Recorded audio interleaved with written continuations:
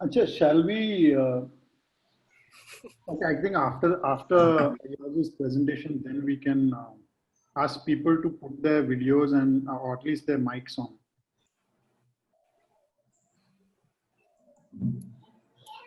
Would you like to express some general concerns?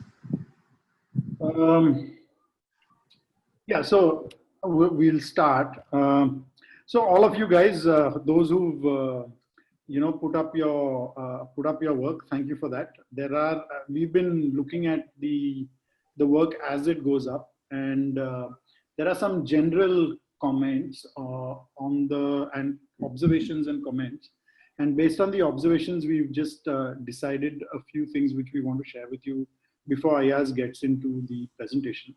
So what we felt is that a lot of the stories are, yes, they are about inhabiting a particular time, but they perhaps need a little bit more specificity about the locations they are in, which means that right now you may be referring to the Yamuna, but the way that you all have been talking about it is that it's a river Yamuna and it could be anywhere on the Yamuna.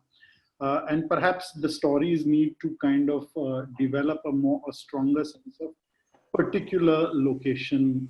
So whether it's I gave the example of Yamuna, but this could be for the Aravalis as well, or the Himalayas, or a particular route. I think in whatever way you're representing it, the location needs to come through also as much as the time does. So for that, what we are going to do is actually suggest that though we move into a group work mode, that this part of your individual work you continue developing for a day or so. We are having a look at the work done so far and requests from a couple of people. We are going to actually push the end of the first exercise from Tuesday the 25th to Thursday the 27th. So you get those 2 extra days to also work on with the group.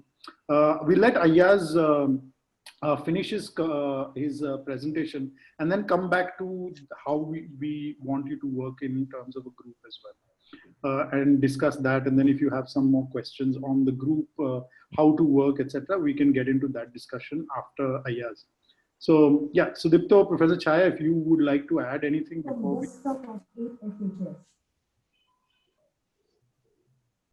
Sorry, did someone say something?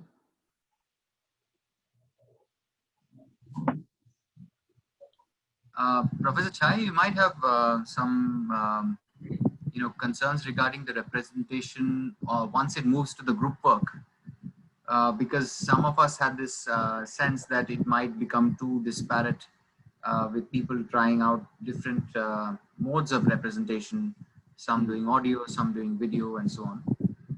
The other thing was that whether the groups as they are need to be reconfigured based on the proposals or not. Yeah. So should we do this after Ayaz's presentation? We can talk to the participants and discuss that, because I also have some other more general comments on the works that I have seen.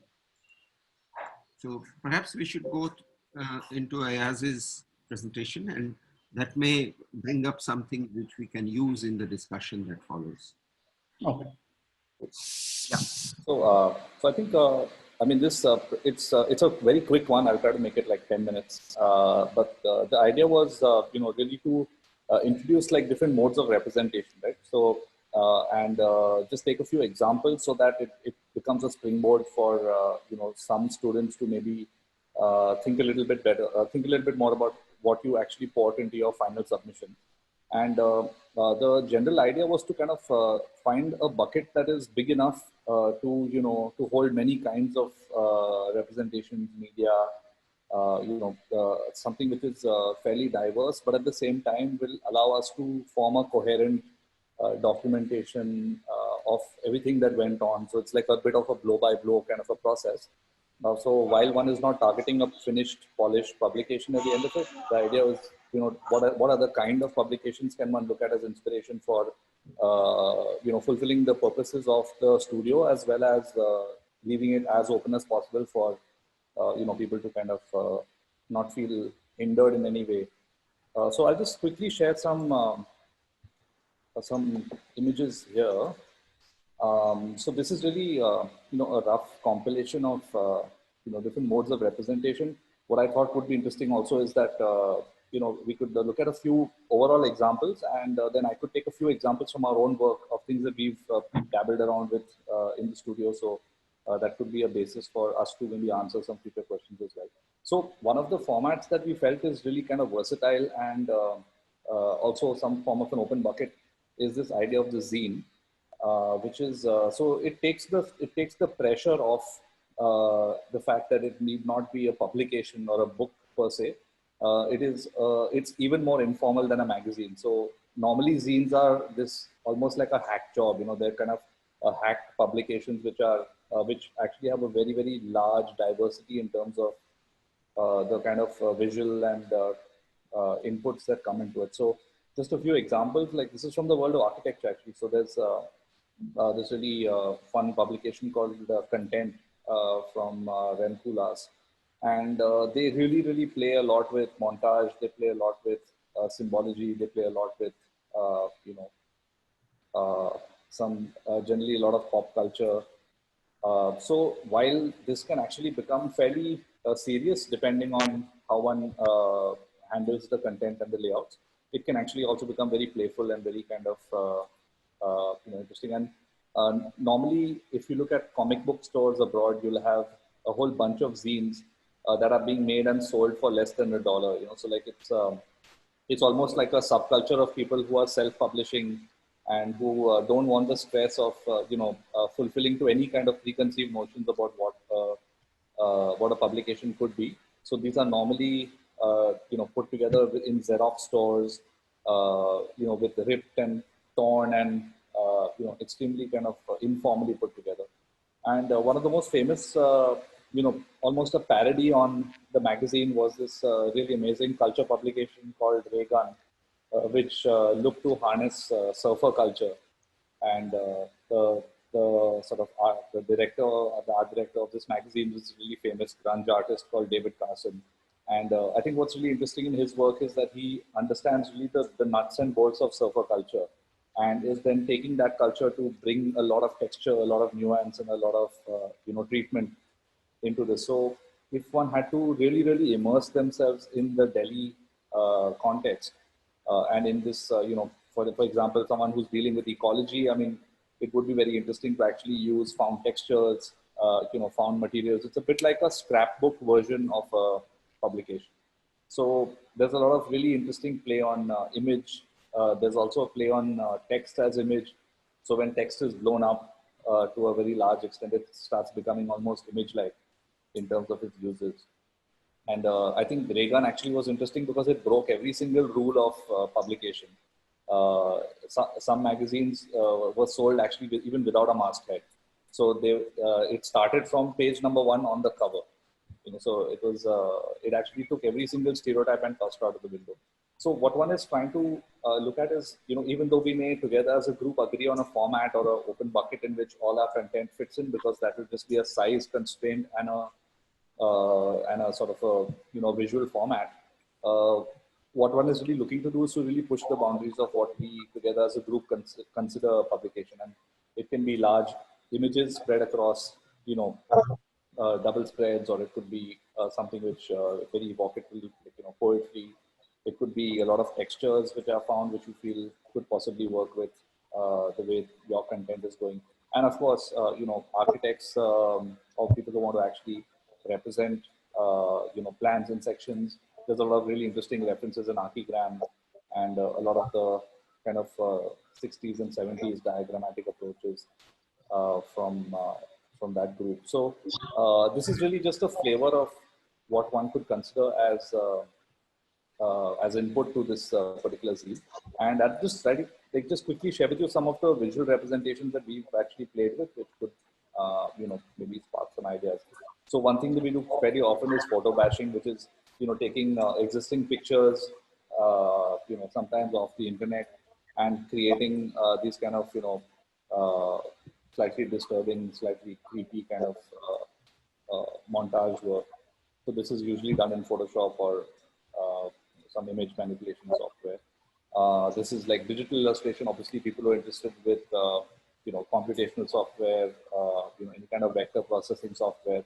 A lot of digital illustration could actually feature as part of your zine as well. So in case you want to play with floor plans, you want to play with planning principles, this becomes interesting to manipulate as well. One interesting thing is for people who are interested in actually producing artifacts or model making. This is something we had worked on, which was around future relics. So this is actually just a rejected stamp made for a project, which is it's written in Ukrainian. And this was to reject town planning applications in the future. So there were these kind of artifacts that were created. Again, the result was a zine. So it was fairly, informally put together.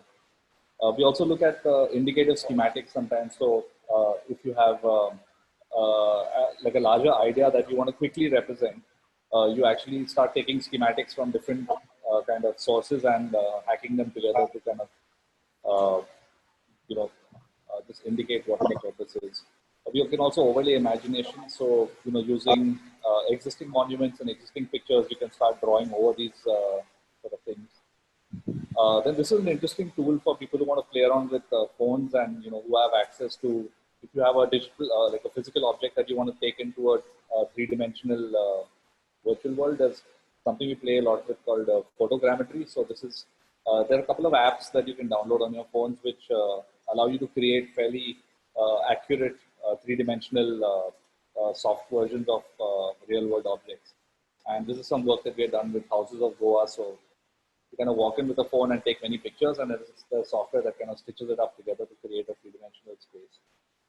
We also do some traditional illustrations. So this is line work based on, this is drawn on a graphic tablet. And then, so we also play around a little bit with code and music. So this is actually an abstraction of a Goan artwork, and set to the sound of the conch drum.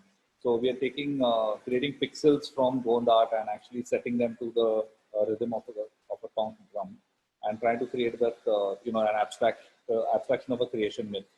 So this allows us to then blend music and sound with storytelling to create these quick GIFs or quick kind of video outputs. This is actually based on the tree of life. So you keep seeing the tree of life coming and going, and it's more processing based output.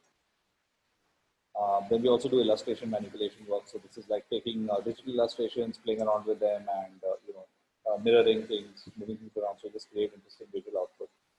So yeah, that's a little bit of what we do now.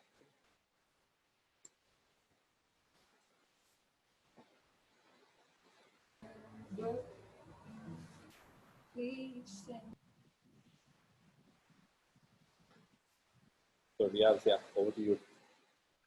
Yeah, no, so this was just to kind of provoke some of the participants. They've been trying and grappling with digital techniques and ideas. It will also be something that you can approach Ayaz and Zamir for if you guys want to discuss what techniques you want to use in particular to express an idea you have. So this was just to kind of put it out there, and you guys have already started using GIFs and a little bit of moving image. Some of you guys are using photo montage, etc., etc. But this was for Ayaz to give you all some of the other technology that's easily available that you all could explore during the studio, not necessarily for any particular exercise. I think to contextualize why Ayaz talked about the zine is that we are also thinking about how all of your work comes together at the end of the studio. So that's just you can think about it more as us thinking aloud and putting it to you. If you all have ideas, you all can get back to us as to what we might do, and we can develop that as a group that is be putting the material together. So with that, I mean, maybe we can get a little bit more into the work that you have put up today. Professor Chai, you wanted to Yeah. discuss some So, more general. yeah. May I request that you guys, if you can, put on your videos or at least have your mics on now to be part of the discussion. Yeah. Few things. I think the zine format is a very useful one, which also gives us an entry into the group activity. So I think let's get the objectives of this exercise somewhat clear again. Of all the three exercises, it is to build up an understanding and a feel and an emotion for the project to come. And it is also a way of building up a program. So each group of people will build a program, which will then be your design program. And these exercises are supposed to stimulate some kind of a wide variety of interests and concerns which lead to the formation of a program. The studio has given no program which you will fulfill. It is a program that will emerge out of the exercises that you do in these three exercises. So that's one. I think Riaz is smiling at the pressure cooker sound. Yes, I'm sorry, but if I'm far away from here, then this connection is very weak. So I have to be here. It reminded me of your presentation, the opening one with the Big Bang. The Big Bang happened right at the right moment. Yes, yes, yes. So this kind of studio, one is wondering what these signs mean. Yes. So the purpose of the exercise is to build a kind of program, ultimately, so that we understand time and we understand place and we understand history from a different viewpoint. And that's what these projects are supposed to do. Now, the zine format is an interesting one because we can think of it several ways. Right now, in a group, by chance, you are with people who are doing completely different things. We could either say that we collect everybody who has similar approaches or similar interests, and they form new groups. And you get one kind of a zine that stands for, let's say, ecological concern, or a zine that stands for stories, or etc. But we could also have another kind of zine, which is the chance coming together of many concerns and the interaction between them. And my personal feel is that the chance is a very interesting stimulus to design. And I would hesitate to gather you into different groups because you've got concerns which are similar. So, but that's my own view. We can discuss that as we go along. Now, looking at all the things that were put in, I have two basic comments. One is that the slice of time that you are dealing with, in many cases, is very tiny, a very thin slice of time.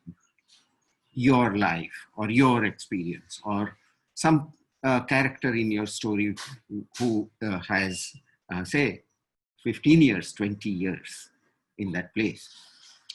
Or it is completely amorphous time that you're dealing with. So it could be far into the future when Delhi is in ruins, and it's far in the background when it was a forest, or there isn't a structured sense of the many times. So I would think one exercise that is needed from each one of you is to take your proposition and build at least 2 other times parallel to it. And by that I mean, for example, there's this, I think it is Divya, I'm not sure, who comes to Delhi. Her father works in a government office and comes to Delhi. I don't remember exactly who is that, but so that's one slice of time. How about if you imagine that your great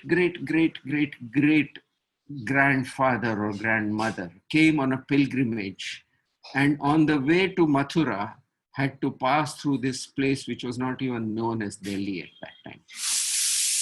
Yeah? And their experience, and then you take your great grandchildren again in Delhi. How would the 3 stories talk to each other? So like that, every person who has done one piece should look at the structuring of the time slightly more carefully. I think that will help make the stories much sharper. And Riaz already pointed out the need for a more definite spatial location, which will force a kind of search into the characteristics of place. I think these 2 things need to be done to every story or every graphic or every piece of music, etc., that has been put in. So that's on one side comment on the general. Now, the other comment, or let's say perception, is that I found that the research into your subject matter is very casual. Nobody has looked at geology. Nobody has looked at flora and fauna in any significant way. Geraldine, happy birthday. I can see her on the screen. Hi. So it's something which, even if you're doing sort of something to stimulate the imagination, some background knowledge of it always makes it richer. And even if you don't put it into your graphic, you don't have to put the geological knowledge into graphic, but the way your lines move might change because of that. So I think that there has to be slightly more concern with the actual, and it's all available on the internet. So nowadays, it's something which is not that difficult. So an hour's work on the research for your story, your project or whatever, is something which will yield up a great deal more. So those are my comments on the works that have been put up on the rooms. So I think, Riaz, let's start discussing the grouping business. That seems to be the one where maybe the participants also have some discomforts or some preferences or some suggestions, that I feel that the groups which have happened by chance are the groups which we, like fatalistic Indians, we just accept.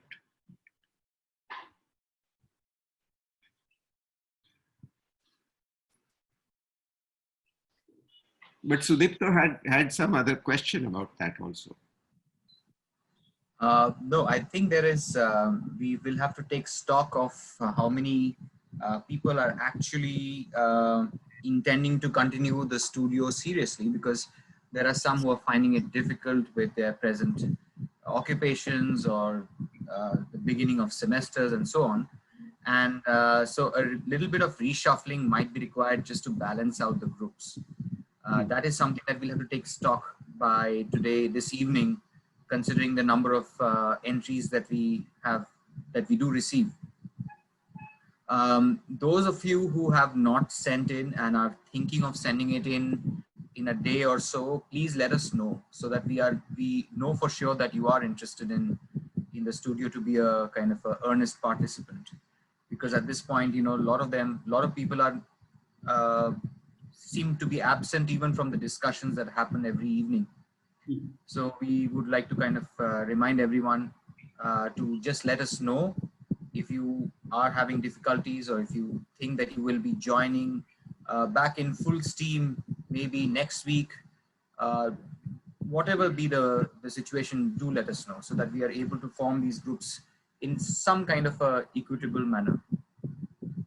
But equitable does not necessarily mean that we will bunch them up in terms of groups. Although that, I mean, if there are, I think we'll only know once we get a sense of all the overall kind of entries. No, the thing is, if you put people with similar concerns but different outlook, there's more chance of fights. And if you have people who are doing completely different things, then they can't say much about the other person in the group, and that might be an advantage of some sort. Yes. Yeah, I also felt that at least the participants who I've been discussing with, there are some interesting possibilities of stories actually benefiting from other stories, of being enriched when they are overlaid and they start talking to each other. I think also what's been interesting is to see how one participant has engaged with the story of other participants. And I think when you're put into a group situation where you have to bring stories closer together, that leads to interesting adjustments that you're forced to make. And I think that would be something that I would say is that one could explore in the way that we group them. Do you guys have anything to say? Any comment on what you have experienced so far? Anything that you would like to discuss with us? Not necessarily only about your work, but just about the studio formats and so on, exercises. Because from here on, it's only going to get more involved.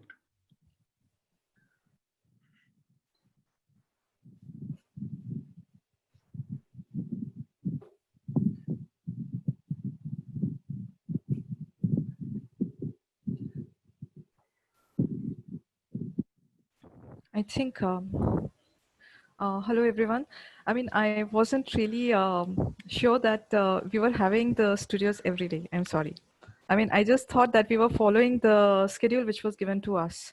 And sometimes in our room, because I think Sudipto is very much present there. In fact, he keeps on telling people that he is there if anyone wants to connect or anyone has a question, he's available. So, I mean, I didn't really realize that it was for a group discussion. I thought like in person, if people just wanted to interact, to have some understanding. But I mean, I think we understand better now, so. No, the thing is, we were also adjusting to the fact that people have a little bit of varied schedules. So, and also the fact that there are certain people who are not in the same time zone. So we've decided to be on the non-part, what we have looked at as instruction days. We have also thought that we will be available at certain times on the other days as well. That makes sense. So, yeah. The reason why the groups were made early on was that you could, start building a little bit of a rapport with each other, discussing by yourselves. Also, I think that just that bouncing off ideas off each other would also be a benefit to you. So I think that, of course, with the start of the group work, that is what is also expected, that, there is always this kind of person that you have somebody to talk to or discuss with.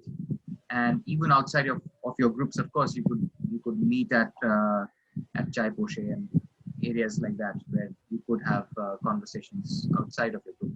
But within your group, at least now, that's something that we would hope that picks up, that there is some kind of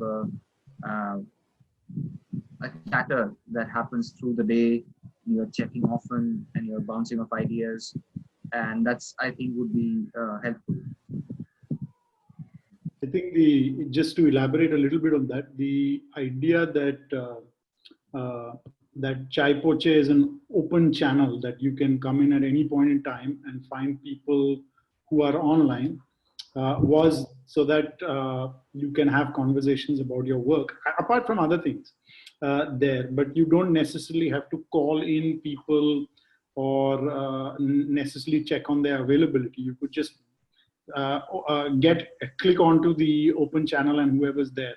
The idea would be that over time there's enough energy between y'all where Sudipto, Vignesh, Oez, Shilpa, all of us don't need to instigate the conversation or call for it, where it's happening by itself. But we do understand that in order to set a certain precedent, it might require a little bit of a catalyst in the beginning. So that is there.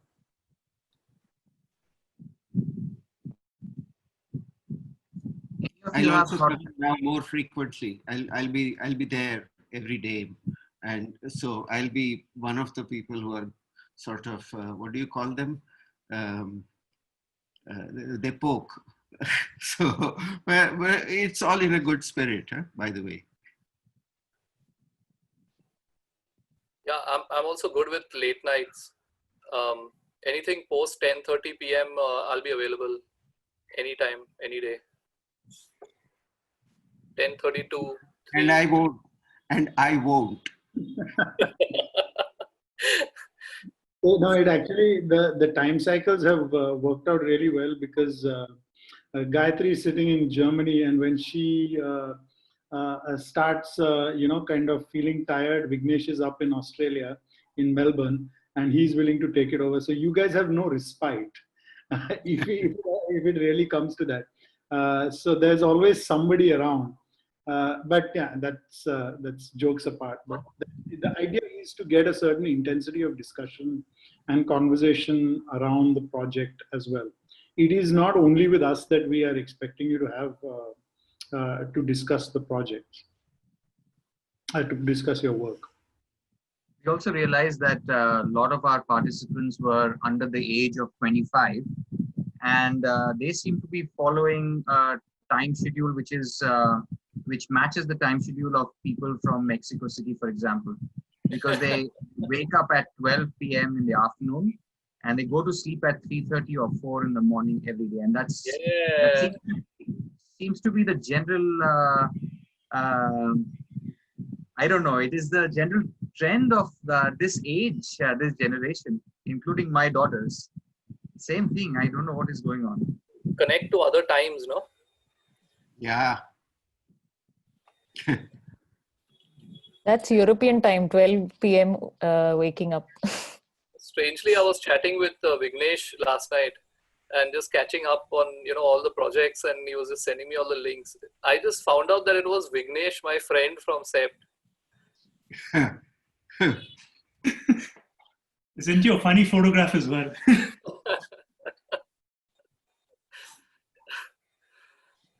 I had a few comments. I kind of went through everything in a very compacted time. So between last night and this evening, I kind of saw all the projects from all the groups and saw all the videos and everything, kind of just literally kind of compressed time and try to get a gist of everything that's happening. Somewhere maybe to move ahead, I just thought we could kind of explore the idea of the hard copy or a kind of hands-on or a physical copy kind of version of whatever y'all are working on. I feel like the distance, between the lag from, like, for example, a comment on your work, I think is keeping everything very digital. Very, very basic things. Like I'll run through kind of general approaches. So there was one which is this kind of geometrical overlays. When you talk about Delhi in a kind of as a geometrical city, laid out with a certain plan, in mind, the overlays can actually just you tend to imagine overlays as flat, because you're working on a digital medium. It's always one on top of the other pressed together. If you're able to overlay with a certain depth, between the two layers, then that physical thing might kind of trigger something new. I feel the overlay is already clear in your head, but when you put it down, in a 3D format, I think there's something new that will come, and maybe. So this is where that Doctor Strange thing connects. These kind of the mandalas, which are 3D, the 3D mandalas basically, which are kind of doing their own, kind of connects. I think in that sense, the overlays could be really interesting to for example, the overlay of the trees on an extremely geometric plan. I mean, which are planted, which are kind of predate if there was a certain kind of planting, which Pradeep Kishan also kind of talks about in Sundar nursery area and all that. It would be nice to do it in a slightly more 3D way. This 2D plan might be a little restrictive. So it would be that you print them on different layers and transparencies, and start to kind of do a little bit more 3D fun kind of stuff. The other one is kind of there is the experience of the city that is kind of defined by your thing you do in it. So for example, a delivery person who's delivering to 6 places in a city has a certain set route, and the whole you kind of literally do this 5 days of the week, and that becomes the city. Every other part of the city is kind of an imagination.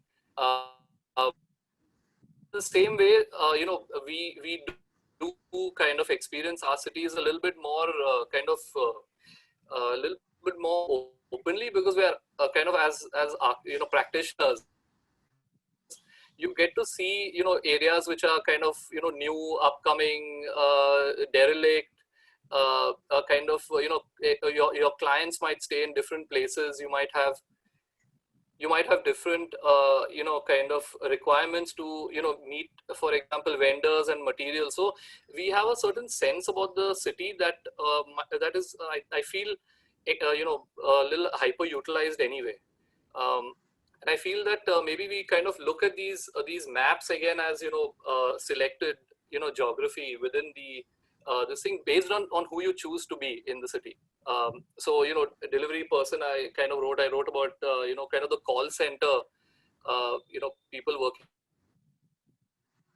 at call centers, for example. They kind of tune in at a different time. They travel a certain very fixed kind of distance and a place, and then they connect to a different time zone and kind of behave like it's day, and it's a very different kind of set of city that they kind of navigate. So maybe that also kind of, but it needs to be not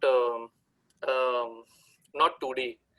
Somehow, if you crumple a piece of paper, like you print the map of Delhi and then crumple it and start to kind of fold it and connect the 2 points, I think that'll create something more kind of tactile for you to start thinking about some of the connections that are being made between 2 parts of the city, for example, what it does to the rest.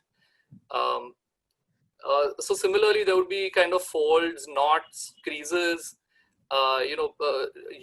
these kind of 90s formal devices in architecture that can actually help you work with physical copies, basically. And the other one was, of course, I think Ayaz kind of spoke about it on scripting. If anyone is kind of good at it, it might be nice to kind of create distortions which are related to, for example, things that are absolutely accepted, and especially what Professor Chai also talked about, monuments. It becomes a kind of an expression by itself, and if you do want to kind of challenge it, you can kind of, work with scripts on, on these monuments, for example, and see what, what different meanings basically get overlaid with, different people have different meanings, how they kind of put it in and how you can map those different meanings basically on that same monument. So, those would have to be, of course, scripted. Yeah, that's about it. So I just feel that I feel a little bit more printing and folding and all might help you guys, represent it in a more fun way. Yeah, Zamir, if they looked at Darcy Thompson's On Growth and Form, where he takes, say, a fish and then stretches the graph as if it's on a rubber sheet, and you get a new fish. And like that, you could make a New Delhi. I mean, not New Delhi, but a new Delhi. New Delhi. New Delhi, or a very, very old New Delhi, or maybe uncertain New Delhi, by stretching it in. And this is possible it's possible by geometrical distortions which happen. So that's a very, very good idea. And all the ones that you said, they could be powerful tools. But yes, the tactile, I think it would be very nice to do something tactile.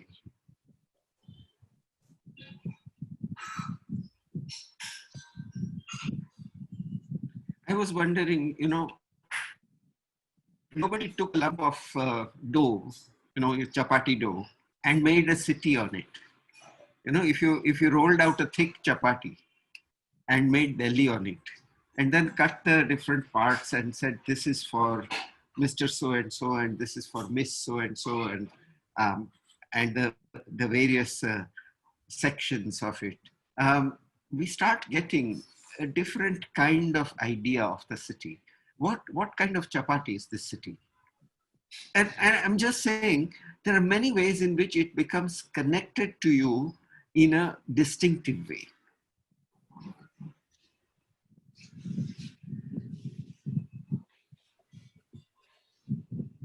But you're quite far into the exercise. And I wouldn't want to sort of restart the whole thing, because your next exercise is also coming in. So I would say, take it to the limit that you can. Spend a day and get that through into the most powerful presentation that you can do. And the zine then follows. I think we should all agree on whether we are going for the zine format. What do you think? I think it's a good format. So it's a good format to kind of explore, and maybe what we can do is from our side, set the sizes and the template so that everybody is working in that, and then the work has to be put into that format. I think Always has already put a format out for the first presentation, but for the next ones we could then move into the zine format. Shilpa and Vignesh, if you have the copies of the newspaper that you did, Shilpa. Yes, I have. My I humanities have one. exercise. Yeah, actually, I sent it to Riaz a few days ago. I can.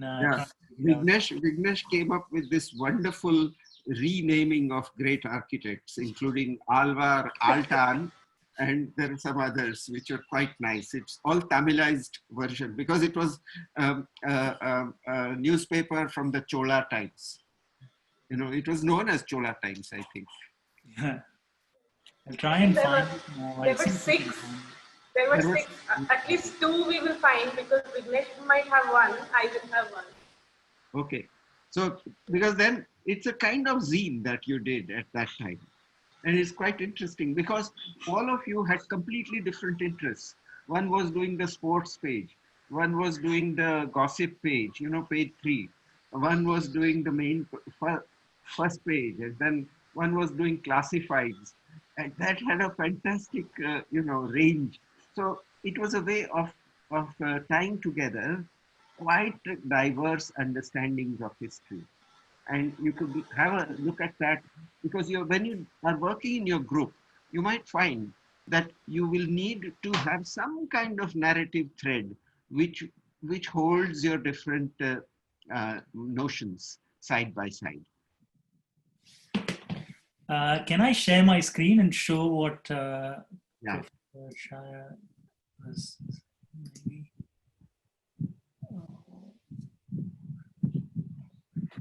No, lost it.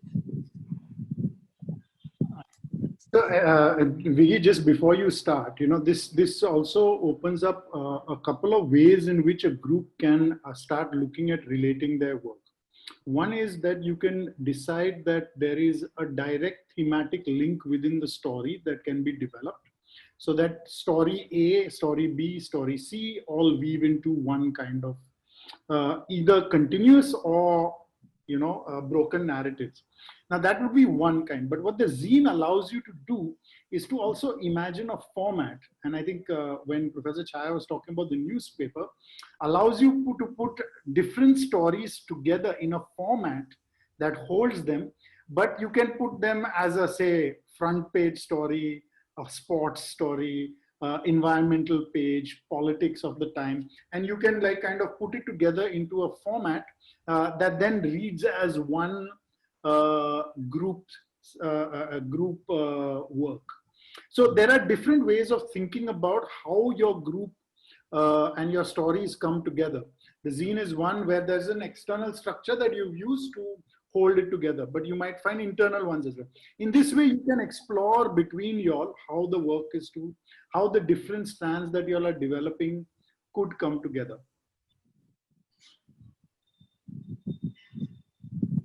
Sorry, one of my other observations, which are actually quite mundane, was that we spent a lot of time talking, and I think if we have a session which is at least an hour or two, you should be able to spend at least twice that in actually doing some work, because I think when you engage, I think a lot of people were thinking too much and their ideas were really good, but then when you actually put pen to paper, I felt that you had too much of blockage and difficulties because I think for lack of reason of what you didn't find what you were looking for, or it wasn't exactly the right kind of material, it sort of came out in whatever form it could, rather than like what Professor Chhaya was saying, the depth of research or actually going into what you guys liked or what your idea was is still lacking. So if there is a way that you can program your day, I mean, it sounds super dull, but if you can program your day for the next month,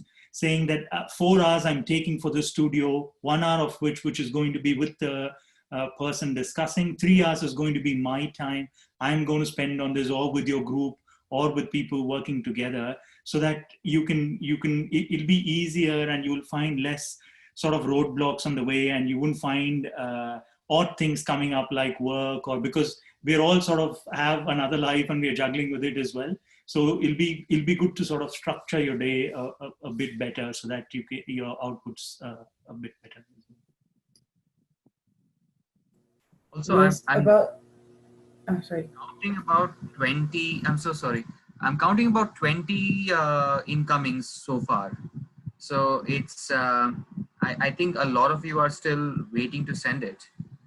So can we just get a sense of when that's going to happen? I mean, can we have a show of hands to say that we are sending it in the next 5 hours? Is that possible? 5 hours, we got 4. Some people have their cameras off, so there's no way of seeing. Some people are writing yes in an hour. Okay. And some people who haven't started. Any people who haven't started yet? 10 hours. Okay. We've got, Sudipta, we've got 2 participants who were completely involved. They were organizers at the KVDF, apart from Professor Chhaya and myself, who were not here much. But Kevna and Richa, I think, who were participants who are very keen to get involved, but they said they will take a day or so to catch up with the work. I'm getting tomorrow by tomorrow morning, and then by tomorrow. So shall we say that by tomorrow morning, everyone should be able to send it, please? Sorry, Vignesh, you can.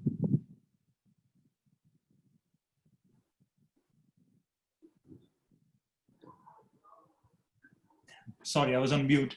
I'll try and show what the publication that Professor Chaya was referring to, just so that we get the, I mean, this was early days where Photoshop was just coming up and it was in a very, so the kind of graphic is of a different nature, but it's fun. Anyway, I'll share my screen. Which year is it, Vignesh? Shilpa, what year did we do this in? When we were in second year, so it must be 2006. 2006, okay. Yeah. 14 years ago. Okay, you guys can see my screen? Yes, but with lots of windows. Yeah, sorry. So that, is that better? Yeah. No, I mean, full screen. Vignesh, there are a lot of other things open. Yeah, yeah. Okay, I'll try and get back. I'll try and get back to just the screen that I was trying to show.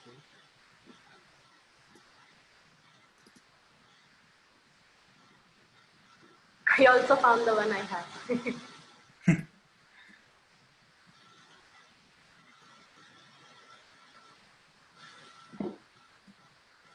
Okay, I think that's better now. Give me a second.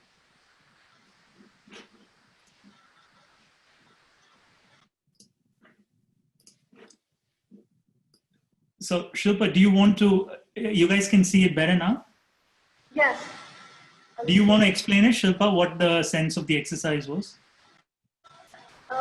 Yeah, we were given 6 time periods of 6 regions, and we were divided into 6 groups. We were in second year, and it was about humanities class, which Professor Chaya and Sohan Lincoln were taking. And we had to go back to that time period, and we had to imagine a newspaper coming out in that time period, and how would it be.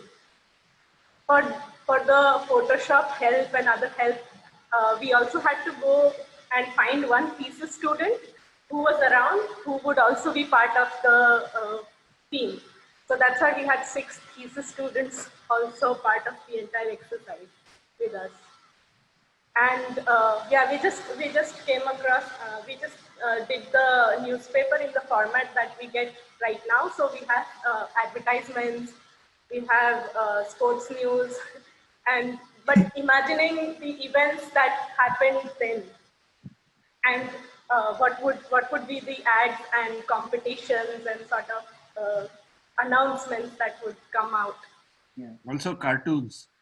Yeah, so different parts of the paper were written by different people, and there was an editor who sort of put it together. So you guys can take your own roles like that within the group.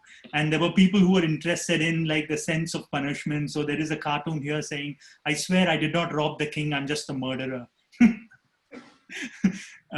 And do you have it in you, the army slogan? And we were just trying to imagine era of a different kind, and this is the competition that Professor Chaya was trying to say, that we sort of imagined like that there is a competition for the Tanjore temple, and a lot of architects have submitted their design, and so you can see Zaha Lalita Ammayar, which is Zaha Hadid, and Daniel Libisgundan, which is Daniel Libiskin, Felix Chandela, Lohini Kannan, which was Louis Kahn, and Alvar Altan, which was Alvar Alto, and Antonio Gaudamani was Antonio Gaudi. And the winner was Ananda Rajendran, which was Anant Raje. So, so it was like a sort of an architectural competition for the Tanjore temple. And embassy of Chola merchants visits China. So there is a whole sort of painting of what that era was. It was not just to do with one aspect. It was to do with crime and punishment. It was to do with trade. It was to do with fun stuff like architecture, elephants for sale, buyers and bidders, weapons for sale, classified, metal craftsmen needed, the revenue collectors needed. So So there were a thing about goof up, where is Parvati, with the Anandana, the half male, half female version of Shiva. Yeah, Nareshwar, yes. And the traveling without moving was something that happened in school as well. So there was a reflection of that. And yeah, so that's sort of the way it came together. And the whole, and then again, there is a small thing about Jallikattu, which is like the cow thing that happens similar to Spain. So there was a thing about match fixing, which was current in the news as well. And there was a cartoon regarding Jallikattu and match fixing. And so yeah, so that's sort of what Professor Chaya was referring to.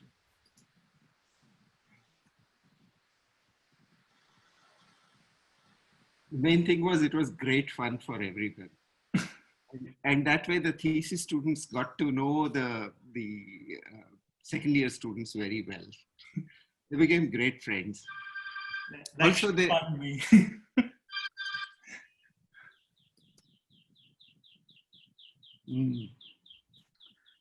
No, so also, I mean, I think a sense of how relaxed and yet intense and fun this could be.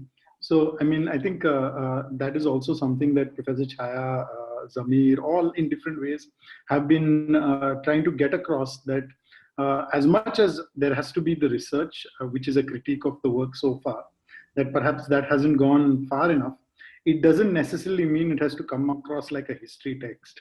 It can come across in this imaginative way, which many of y'all have, but then I think what Vignesh was referring to, that there's a block in trying to express it with the same fun and interest that you have when you start out. And I think if you just let it flow, so to say, some of this might come out in just this kind of enjoyable way.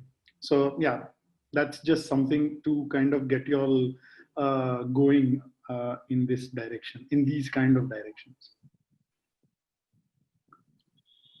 So your own piece will now be, we'll have to look at how many there are in a group and so on, as Sudipto quite rightly pointed out. But provided that there are 4 or 5 people in each group, and we may well have that, or at least 3, then you can make your own publication, your own zine out of it. And I think that is something where the discussion between you can lead to the forming of a narrative of a kind, which will help us to program ourselves, program your studio. It will become something which is a tool which has found structure rather than had structure imposed on it.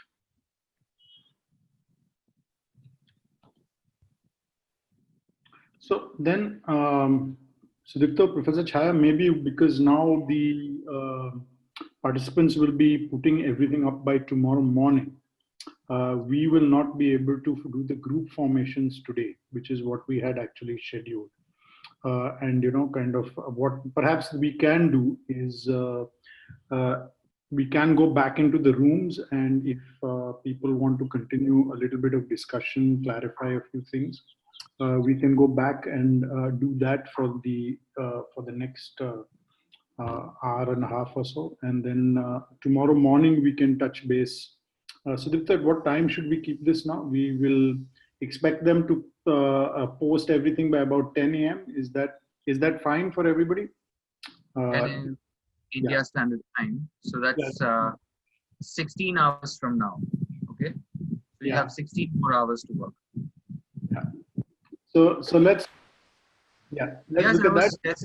I'm suggesting that because there are, I would imagine not many, everyone is going to probably get back to work or something.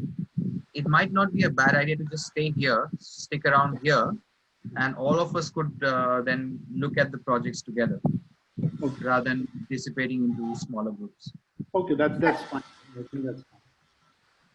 If any of you would like to kind of just pull up whatever you've done, just for a little bit of a second look, or look from all of us, Professor Chaya, you might get a very different perspective. So why don't we do that? Yeah. So they can. We can just continue discussing here. Whoever wants to share their work right now. I just would like to say something. That I don't remember who said it about the working spaces, and I agree. Like what it's been working a lot for me during quarantine for thesis is just to log in and to talk with people who are logged into. So we don't say anything; we're just working, and that has worked a lot for me. So I thought like maybe the chai space would work too, but I saw that there was a lot of discussion, so I said no, I'll just stay out. But maybe we, I don't know. I suggest that maybe we can use that space too, like a canteen that you just go and do your work while everybody's there or something like this. I think that can work also. Yeah, well, the chai space was meant to be like that. If I understand what you're saying is, if you find any of the instructors there in the ChaiPochè, you can ask them to leave. So I mean, that's completely acceptable. Because really it was meant to be a place where all of us can kind of be in. But if there is, a discussion you want to have with your own group, that's fine. But you also can, keep a Zoom call going within your room if you want to keep that open. If you don't want it to be in the larger group, so pretty much like yeah. But it's not a bad idea to keep your keep logged into the ChaiPochè and work on the side. So if anyone pops in, then you can quickly go and say hi. So it might be a good idea to kind of, if you're working on this, have that on. And whenever, I mean, obviously when you log in, it's quite likely that there'll be nobody there at that particular time, but it might so be that 5 minutes later there's somebody. So you could just, leave it on, and people will pop in and out. So there are sorry. I also think that a lot of people wait for other people to be on, and because you're not on, they wouldn't stay on. So if you're on but not necessarily, it's on the side, and they see that you are connected, they might reach out to you. So I just think that the way that we use ChaiPochè is something that all of y'all might want to experiment with. Sorry, I just wanted to add that there are 6 links in 6 rooms, and there is 1 link in ChaiPochè which is open 24/7, which means that you can click on it, and it's literally, if you imagine a room, you go in it, and then if people are there, you can work on it 24/7. So you can be with your people, keep the video on, or if you want to keep the audio on, and so it's your space in that sense. And yeah, go for it. So when has it become Poche now? I heard Ria say it as well, ChaiPochè. I think everything becomes, come on, from French, it has to become Indian. Yeah. It's much easier to speak it, yeah. Poche, Poche, and it's so easy. And Poche, I mean, it's like, so sophisticated. And it's like, nowadays in Ahmedabad, the fruits, the names of fruits have started sort of morphing. For example, pears used to be Babu Pocha. So now a new plum has come, which is Lal Pocha. And then there is another fruit which has come, which is something else Pocha. So because fruits are supposed to be soft and gooey, every new fruit is named something Pocha. So your studio name, I think, Sudipto, you are in for big trouble. I just said that Poche turned when Zamir called it Jadu Poche. That's the time it happened. That is the moment. Okay, so is anybody going to share their work?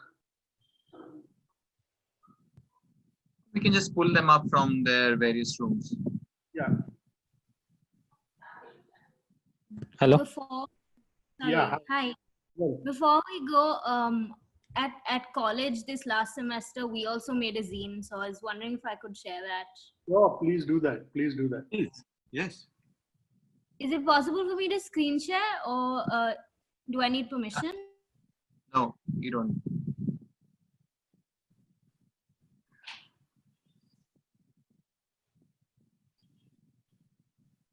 In Bengali, Which college?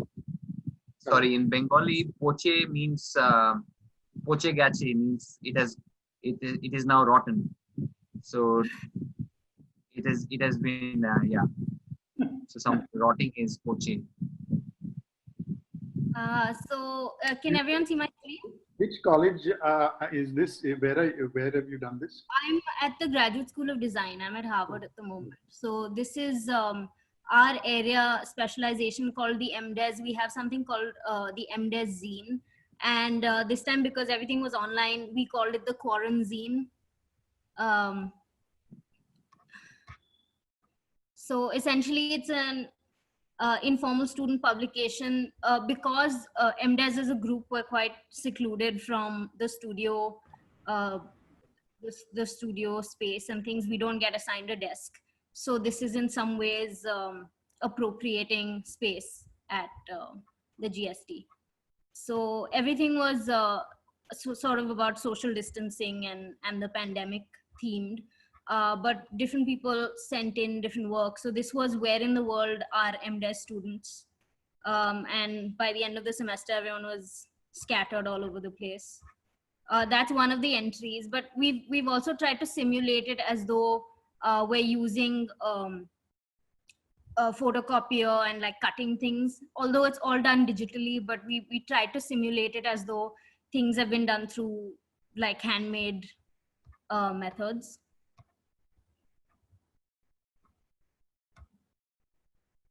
I don't know if I'm going too fast. Is it just better if I upload it on the ChaiPochè? See. No, keep going, keep going. Yeah, keep going. Nothing wrong.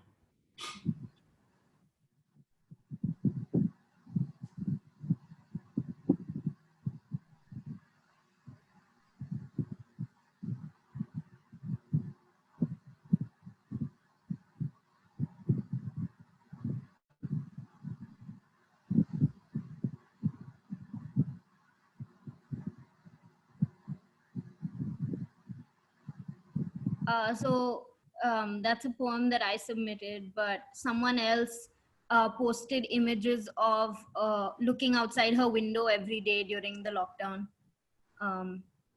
and what her view of the world was.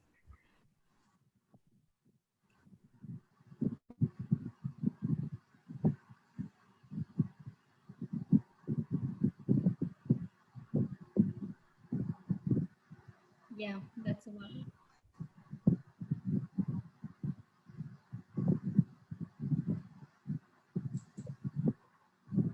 Great stuff. Yeah, I think what all of you have in the sort of making is going to make as good. I think there is enough material in the studio for us to come up with zines of this kind. Good quality stuff. And really, this was very nice. Thank you, Vrinda. Thank you. And there's also the possibility of embedding videos and audios within the zine, right, Ayaz? Also to hyperlink them so that one can step in and out of the zine? I think Ayaz is... oh, he had to leave. I wouldn't dare answer that. Oh, no, please do. Yeah. No, I'm sure there is.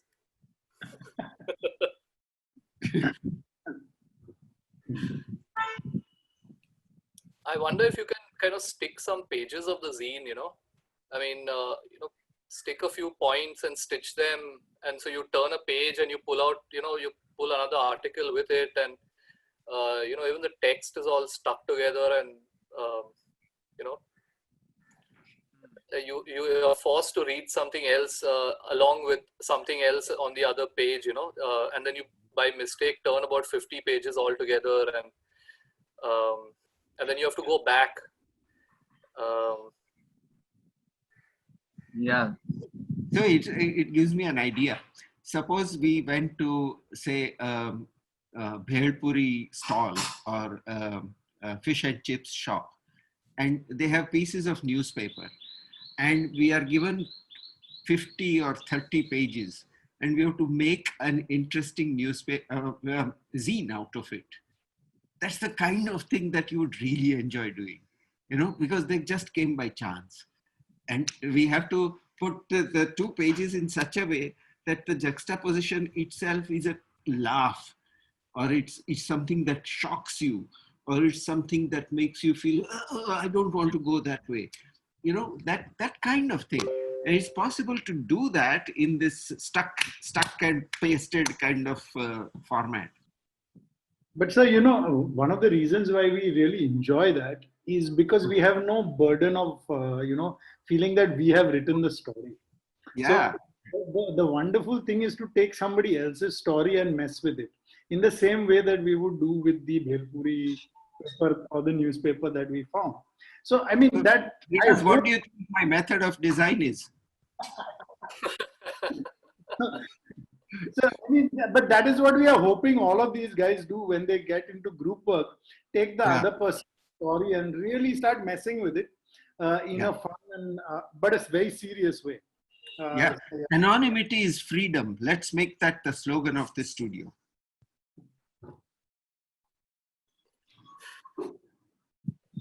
So in your next submission for your exercise 2, you can go and paste your entries into other rooms and not label them and so on.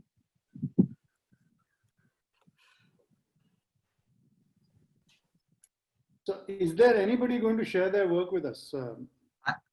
I can share somebody else's work and say I did it. Can I share? Yeah, please. Yeah. I'll share my screen then. Can you all see? Is it? Yeah. Yeah, it'll be vertical. So what I did for this is I shoot pictures for architects. So I'm very interested in what the photos of buildings say. So I took pictures by Bone and Shepherd, who are one of the very early photographers in India. They were appointed by the government, the British government, to shoot India. So they shot whatever they did with a view of documentation only. They didn't have a very personal agenda to it. They did it like a job. And today what people shoot is a lot of personal. It's like a personal diary. They shoot it for themselves. So I took the pictures that Bone and Shepherd shot and then put them in today's interface. So it's like if you had Googled Viceroy's house back in 1916 when Latvian started his. So this is what you would get. So it would be written Viceroy's house in bracket British India, so on and so forth. So the description, it's a presidential palace. The old address of it, which is a Raisana Hill. The website would be that of UK because the head office belong there, and it's the photos again all of the latest. And phone number would be 5 digits. Phone number would be okay. It'll be only 5 digits or 4 digits even. Yes. Yeah. Yeah. But 1920, I don't even know if they existed. Okay. And the comments here, this should be new because back then common people couldn't comment.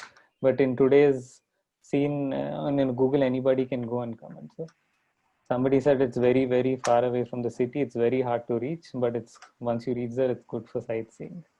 Somebody said the construction is taking forever. And then we have the comment of Mohandas Karamchand Gandhi, who says, in midst of a famine, you want to do all of this. Is it real? And then one ally of the British, actually, he was one of the royal family. He was friend to King George V. He said, it looks splendid. I shall visit India soon. David Lloyd George, who was the Prime Minister of UK, he found Shimla better. So that was there. And Google all shows this. People who search for that also saw Chandni Chowk and Jama Masjid, again pictures from the oldest possible pictures of it. And this was a very British way of doing things. They gave very peculiar spellings to all our buildings, the Humayun's tomb and all. So Qutub Minar has its own spelling. This was actually there. Hours of services may have differed due to COVID-19. So I changed it to Sepoy Mutiny because that was the ongoing Jhagda. And yes, it is good for Indians. Indians can go and visit, unlike all the other places. The Coronation Park's Google page, it was the site of the Delhi Darbar. So it says if you're a named head of state, click here to register for the Darbar. If you're a prince, you can click there and go. Wow. And this is by invite only. You can't reach otherwise. It's open, but then still they're awaiting orders and it's for ceremonial gatherings. These are the graphs of the previous Darbar timings in 1877 and 1903. You have to click there for other pictures. And this, I actually copy pasted Queen Victoria's direct speech on the coronation. And now it is just reduced to a comment. The Maharaja of Baroda is asking how much land is allocated for my royal tent. And then Taj Mahal's old picture with a whole lot of forest in the front. This was actually cut down by the British who gave us gardens. So yeah, if you click that, it will show what comes up in Taj Mahal. Yeah, that's it. Fantastic stuff. Any more ideas that I can put into this? Because this sort of things, I need comments from real people. Can anybody imagine they were in 1903 and just comment on the White House building? You know, one of the things that I thought you could add to this is hashtags and you know, kind of link it to other things which are other than building. Yeah, okay. So, you know, it would be interesting to see what are the kind of things that will interest people in that time. Okay. I'm stopping. My comment would be, is your sort of narrative about it, it's still something you have done. Is there a way that we can proliferate this like it would appear on Google? Actually, when someone is searching for it, this page should come. Can we do that? Because I thought that is what you were initially doing, because you were coding this in HTML, no? Yeah, but I had to save it and loading the HTML page onto this now. Okay. No, is there a way that we can do that? Like when someone's searching for this, something like this appears, or that is what I was going for, actually. Like put it in the real world out there, quote unquote. Yeah. This is how I changed all the text of it. You simply go, but then I have to take it offline. Otherwise, it's not so easy to hack Google itself. No? I was just wondering. Oh no, after you. Oh, okay. Sorry. One place you could look at is Chandni Chowk, because Vidya Rao in an earlier lecture had told us that Chandni Chowk, one part of it was the red light area of Delhi. Okay. And so if you take the Chandni Chowk, various things, the jewelers and this and that and so on, and make it into a kind of same thing, you might get some very interesting things happening with that. Yeah. I also think that, this has to lead, as you click, it has to lead other places, people who have visited, their profiles. And of course, you could design this so that you don't have to do it all by yourself. You could click on one particular thing that is actually a hyperlink and the others may not be. But, leading to people, leading to other sites of people who are trying to make a living out of this, perhaps somebody who's, in it for the business, somebody is still selling perhaps, the Bholpur stone which went into it, the kind of stone, and where else are they supplying that stone? I think it's presently very kind of, it's a bit sterile. It's very proper. But once you start getting hyperlinked to other people and other sites, then you realize a certain, background life around these monuments and what is going on behind the scenes in some ways. So I think this is a gateway to another world, but this must not be the world. This is, I think, where you've taken it is great, but this should lead to perhaps your other teammates' work in some way can get into this, and then it becomes very interesting. It opens up. I actually thought of, Ujjwal, I almost thought of this like an ASI website. That's how I've come to it. And the British do it a little bit better than what it is if you go to it right now. But I think that suppose you had banners, okay, that ran and told you what the advertisements of the day were, etc. And then kind of what Sudipto is saying, click. And of course, you've already got that people who have seen this also went there. Books available. There's that section on Google that comes up based on the algorithms that work out what I've been to. So I mean, whenever I'm Googling, I've also got ads that is telling me who's Googling. So you're also making a comment on who is the person who's looking. By putting up a certain set of things there.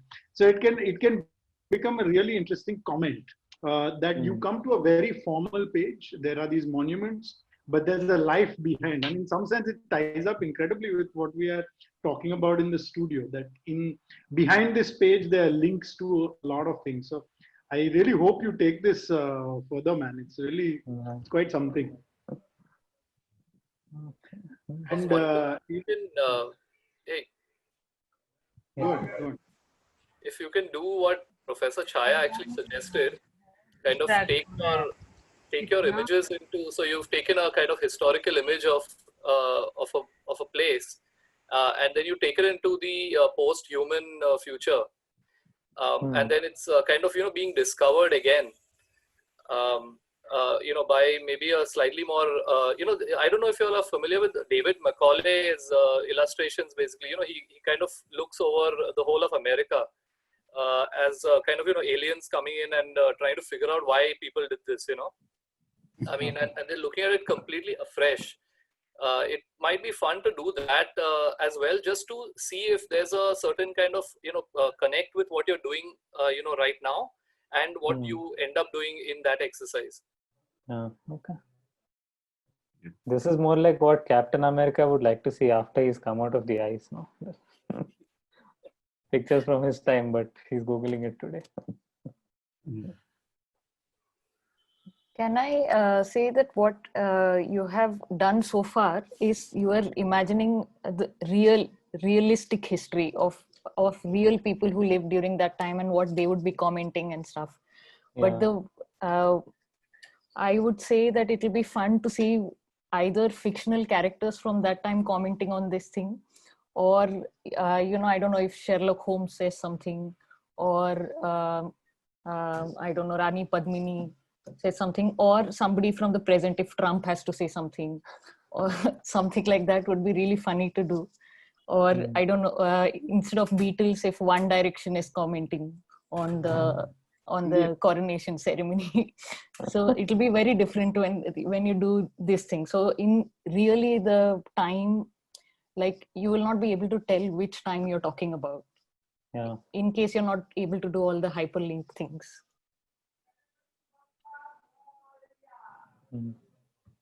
Yeah, Vignesh was telling me. I actually missed it, but places you would also like to see should include Lahore and Dhaka, because they were again India back then. So at least we have a situation where our map is less divided. So that I'll try. Okay, thank you. Thank you.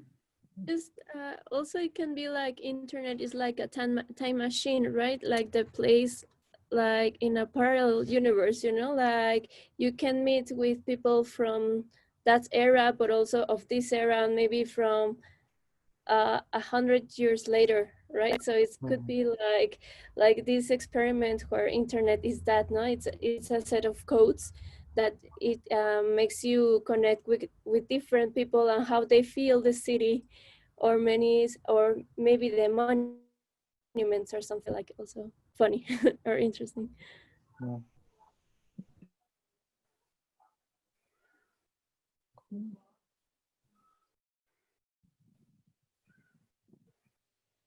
Have we got someone else who will share?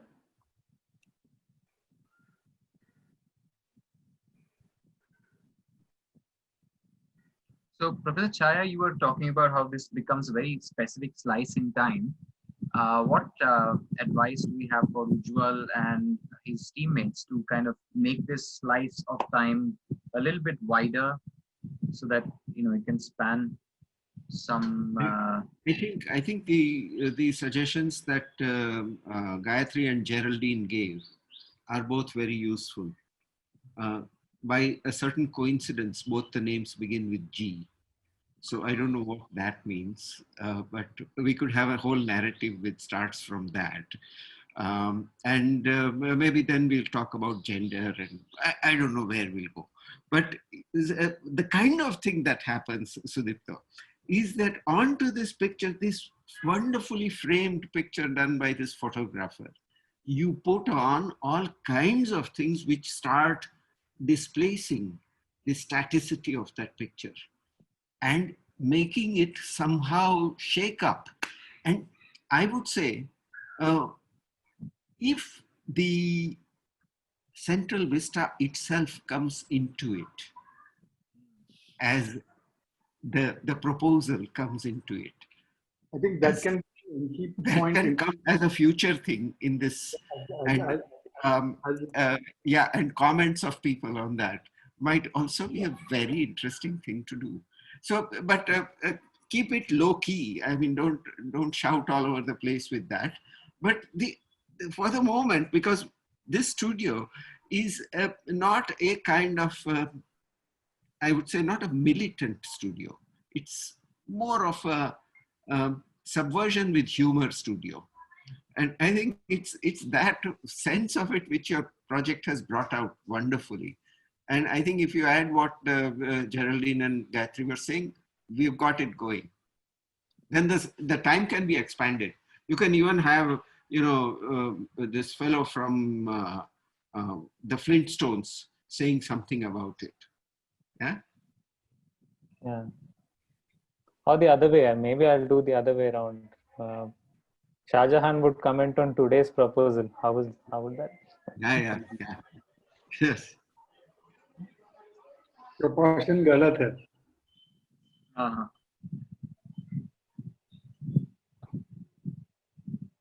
Where is my Mumtaz? Yes.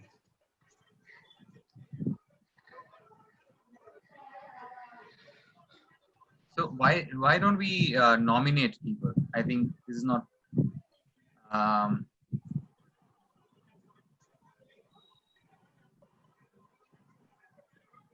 So Vasupriya, would you want to show your work? Yeah, I think she should do. She should show. Here? Yeah, there she is.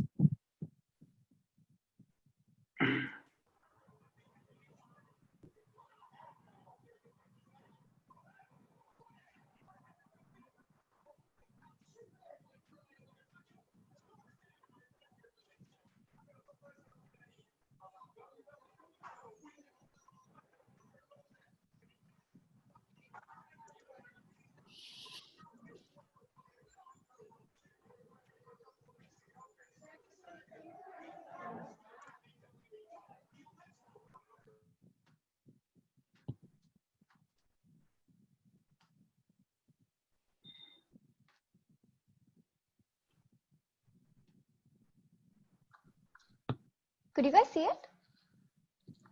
Not yet. Oh, okay.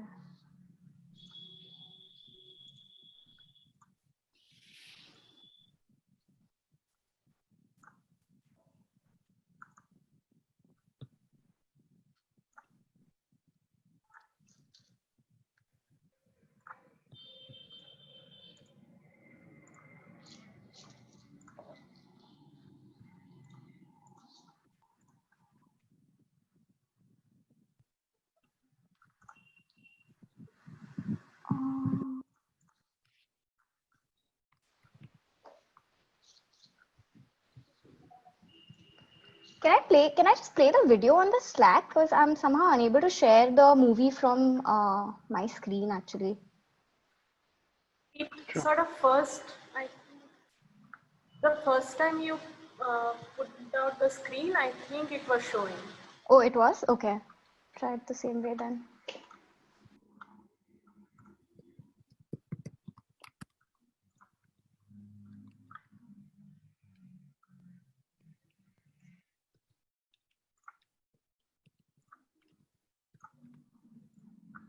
Can you see it now? Yes. Okay.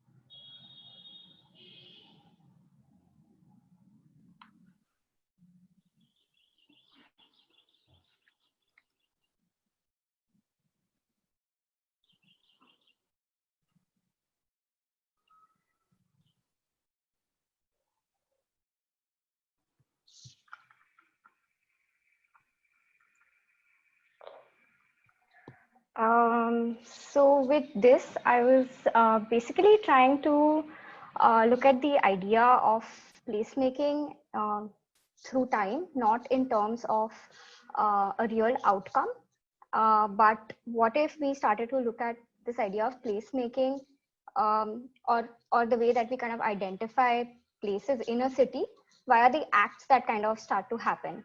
And these acts maybe may feel faster or may feel slower to us because of either certain stimuli that happen while the act is kind of going on, or perhaps by their own very nature. So hence, it starts off, it explores these 4 different scales. One is of your toilet, of this mundane task of kind of brushing your teeth and how that kind of opens up a little bit of a worldview. The second was the scale of perhaps some kind of a social setting like a table, and how that becomes a zone for negotiation. So this table was actually a little bit exciting for me because it kind of brought to mind a lot of things that happen on the table, particularly also bribery, which is a great aspect of bureaucracy in Delhi. So how you kind of what is kind of happening in the table of negotiation is that these kind of commodities are being hoarded with people, and then they are almost like trading it. So that like a simple dining room scene sort of becomes a table of negotiation. The third one was the corner shop graveyard.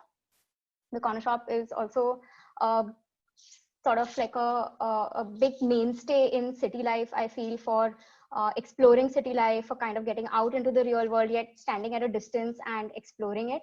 So how we start to see the changes in the city really via this stance of the corner shop. And the fourth one actually was a take on a monument. It was supposed to be Humayun's tomb. And how we start to look at monument as real symbols or as extremely static and something that is kind of imposed on us versus something that we are experiencing via the act. So that was the whole idea of it.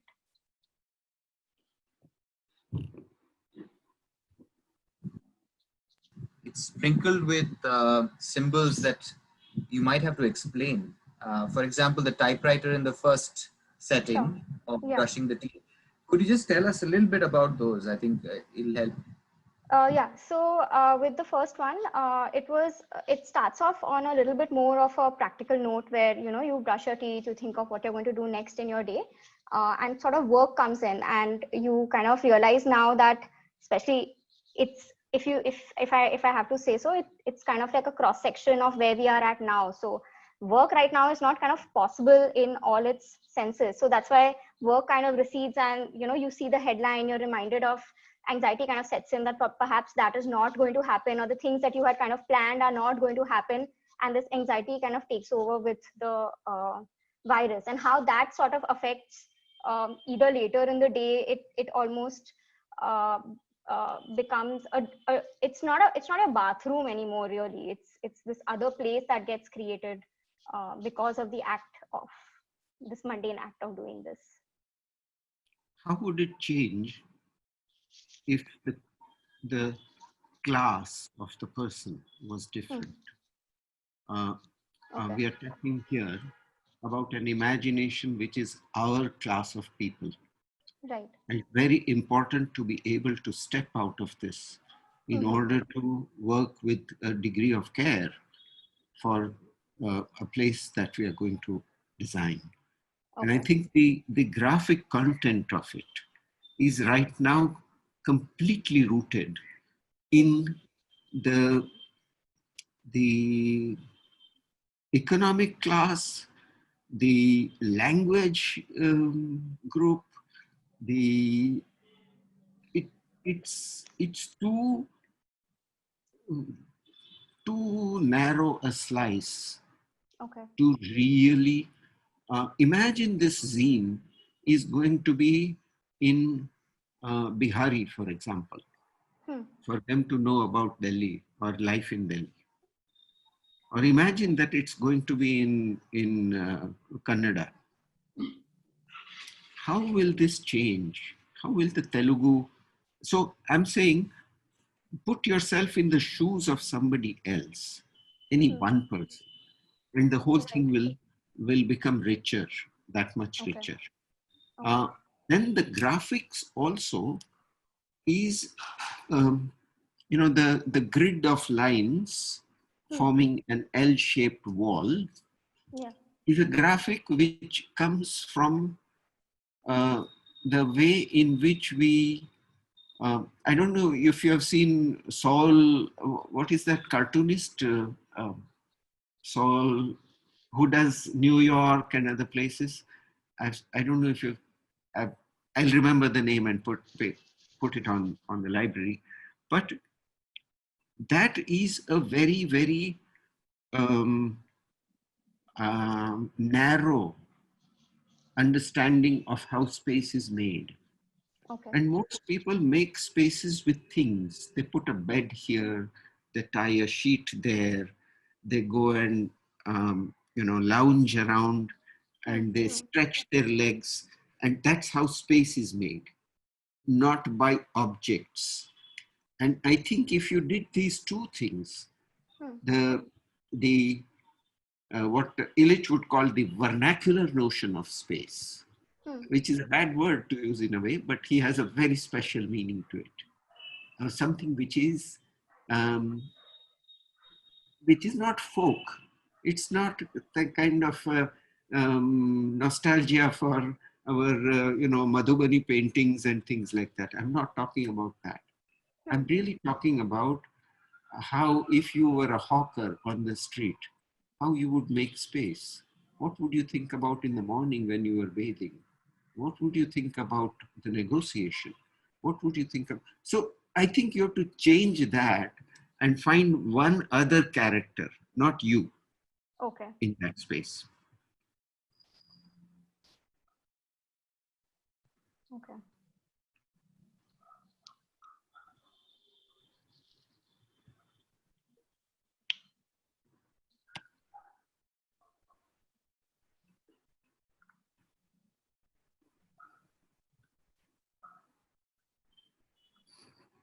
The references to Delhi could be found in the last one, in your monument, and that too by suggestion, not necessarily obvious. But is there another way that you're also thinking about the location? Perhaps what Professor Chai is saying, if you look at people and language, I think that might also root it to the location that we are looking at. Sure.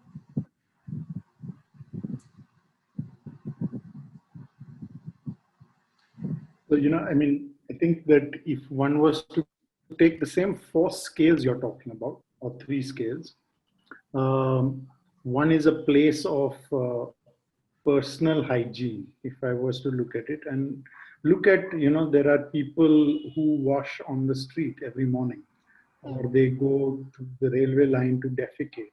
I mean, these are the realities of cities as they are, or they are up much earlier than that and are at the market, or whatever. I mean, you have to look at these places of hygiene and kind of take it out of your personal experience and extend it to the city. Similarly, for the table as a social place, and the monument. Suppose I was looking at it as the fellow who sells children's toys outside every ASI tourist place. In what is his view of the activities of Humayun Stone? Okay. And perhaps it's not a hot air balloon, but balloons and other things that come from the children's toys that sets up the iconography, which is of a very different scale, but also then will be attached to different things and not staircases and so on. But I think that those scales that you've talked about can talk about all these things in the city.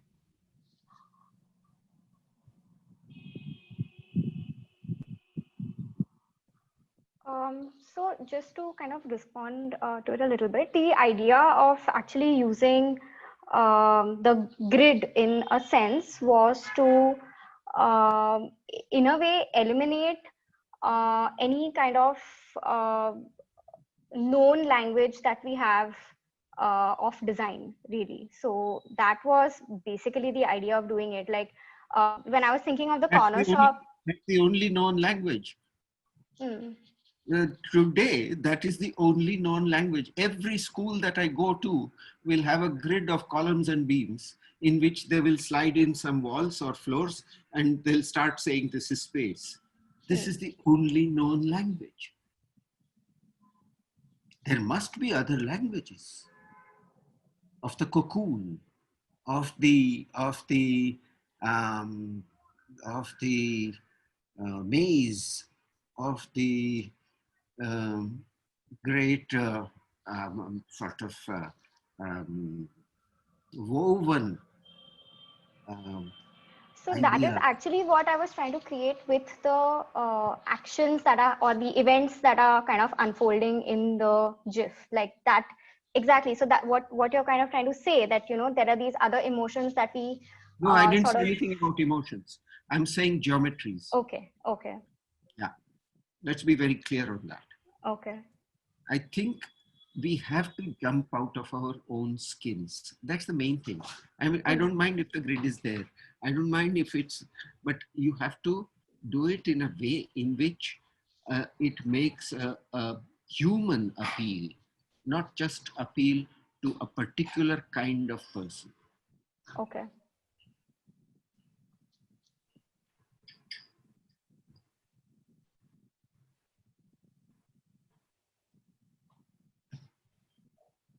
Sorry to be a bit louder.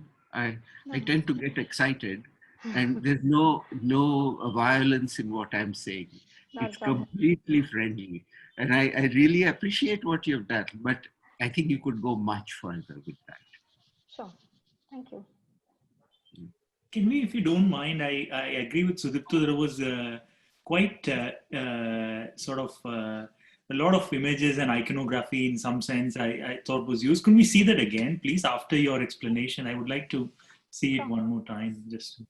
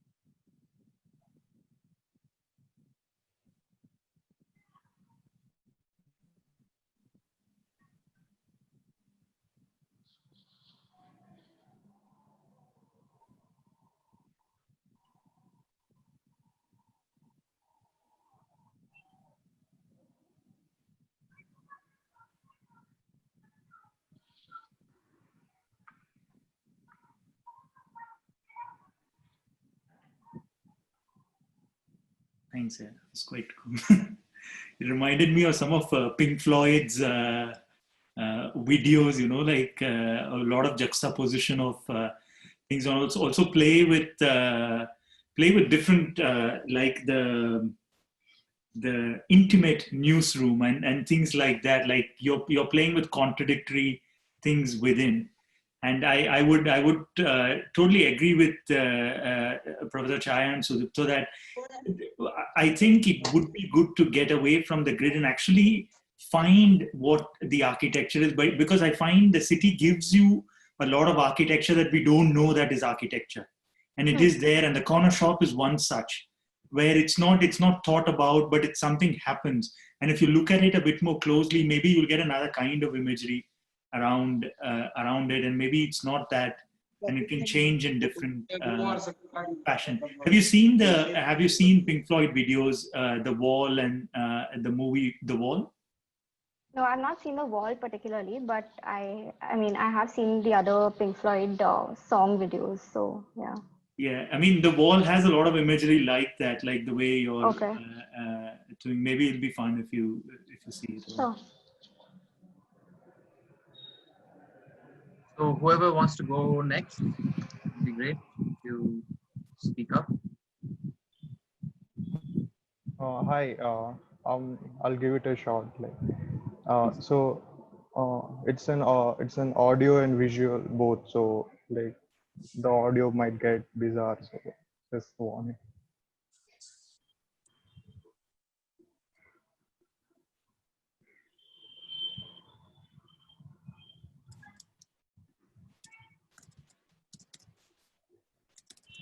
Is it visible? Yes. Yeah.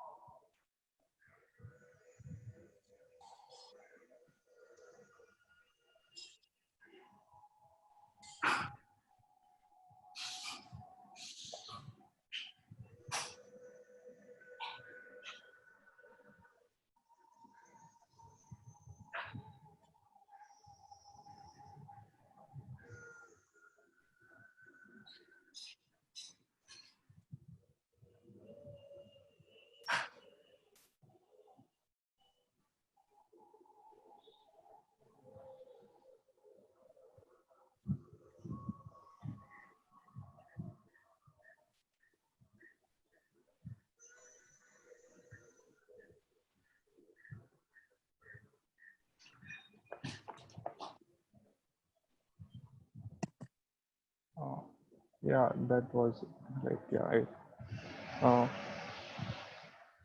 just to be brief about it, how I took the idea of time was on the aspects of life and death, and I tried to question this whole idea from the lens of duality or from binary opposition of death and life, or knowledge and experience, and how can we, or how one can uh, try to seize that alternate or in between it. So try to question it through frame question, like what is it, what is it like to be other and to be lost in a space to inhabit a movement. And in a way, I was trying to inquire this idea of memory and what, like, try to type the idea of memory.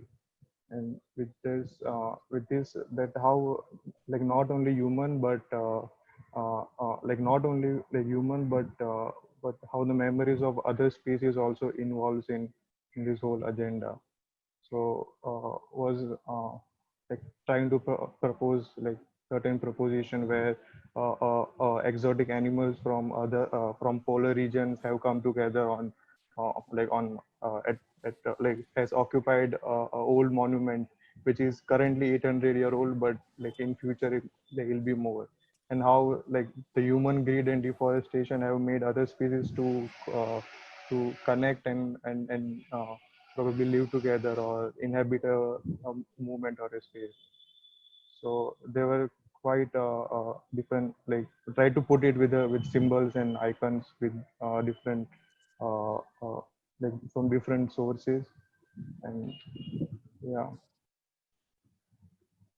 So it was just I was just trying, and I was trying to make 4 of it, where it includes Grand Vista also, where if Grand Vista if considering water, if in future, what if this grids and this straight lines has to like has been flooded with water from Yamuna, and how then the how scenario would be then, like how all the species or all the living being would be occupying that certain scenario.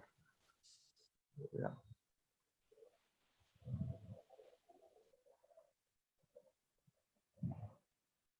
I think there are very interesting potentials here. First, I would say you have a circle which rotates. How about if it was also throbbing, like a heart beating, or something which is throbbing? So it becomes bigger, smaller, bigger, smaller, bigger, smaller, bigger, smaller. And as it becomes bigger and smaller, things inside it change. I think you have to have a faster beat to this video, and you have to have some places where it becomes a long pause, where it moves in the circular motion just a little bit, and then again it starts throbbing, and then the place changes maybe. So I think your play with rhythm as time is extremely important to this. And with that, the change, like in the flickering of an eyelid, the antelopes will disappear, and let's say ants will come, or things like that. And it has to have that quality of continuous change. Then long period of sort of not much happening. Then again, throb, throb, throb, throb, throb. And if it has that kind of a structure, then your time sense will really come through very, very well. I would suggest you try that. Okay. Like to being in a movement. Okay. You know what I mean by throbbing, no? Yes, yes. And it can become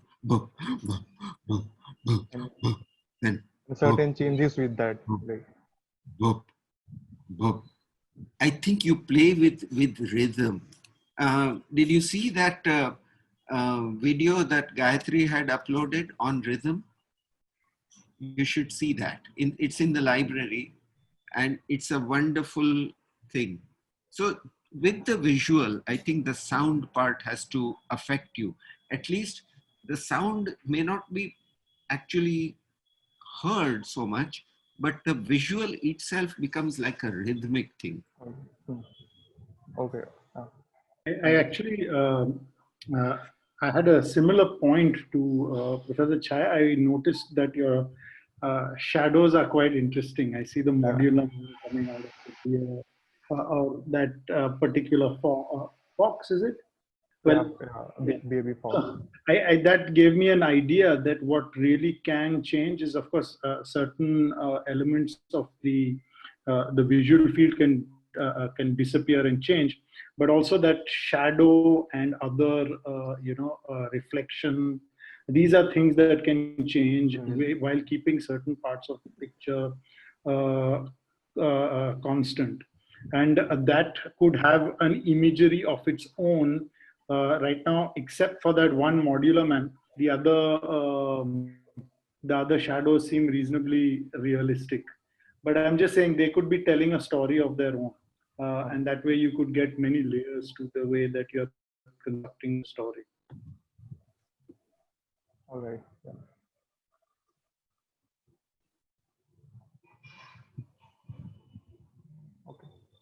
Could you show us the second visual again, the Qutub Minar?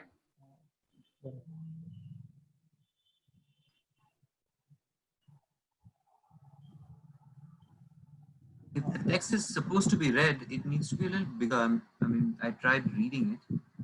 Okay. All right.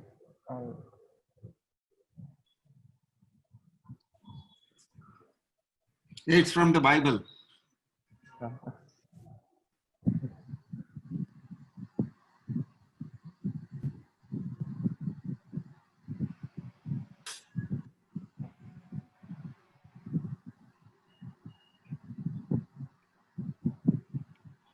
And you are going to do 4 of these, right? You said that's Yeah, I have that's 2 what more. you were aiming.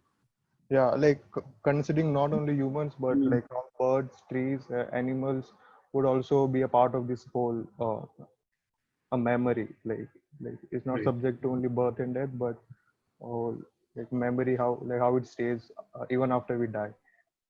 So, something I was. Right. So this is where I would perhaps reinforce what Professor Chaya said earlier, that a little bit of research on which animals you put in. There is of course a graphic value to putting in certain types of animals and so on and so forth, but you might want to do a little bit of research on what animals mean. You could perhaps draw from mythology or things that then tie up across the 4 frames that are rotating and now throbbing. Similarly with the trees that you're showing, whether you want to, I don't know, it looks like some of these are from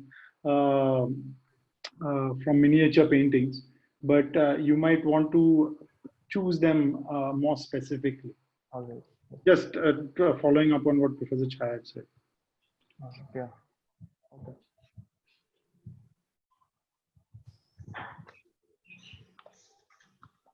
There is one comment from Nivedita, who is having throat issues. She says, something that would be fun to see, since the rotation can be taken as the rotation of time itself, it would be fun to see seasonal changes in the ecology as well. Animals going into hibernation possibly, or changes that the vegetation undergoes. Yes, that could be, and the throbbing could move with that. Yeah, like a progression, and then it's like settles and then it starts again. Okay. All right, I'll work on it further. Thank you. You have the possibility of 2 or 3 cycles of time being represented. You could have daily with the shadows moving, change in colors and the vegetation in terms of seasonal, and then the larger cycles with animals, etc., etc. So you can really take this idea a lot further. All right, I'll work on it further. Yeah. Thank you. Yeah. Thanks. Sandra, are you thinking of going next? Yeah, I can show.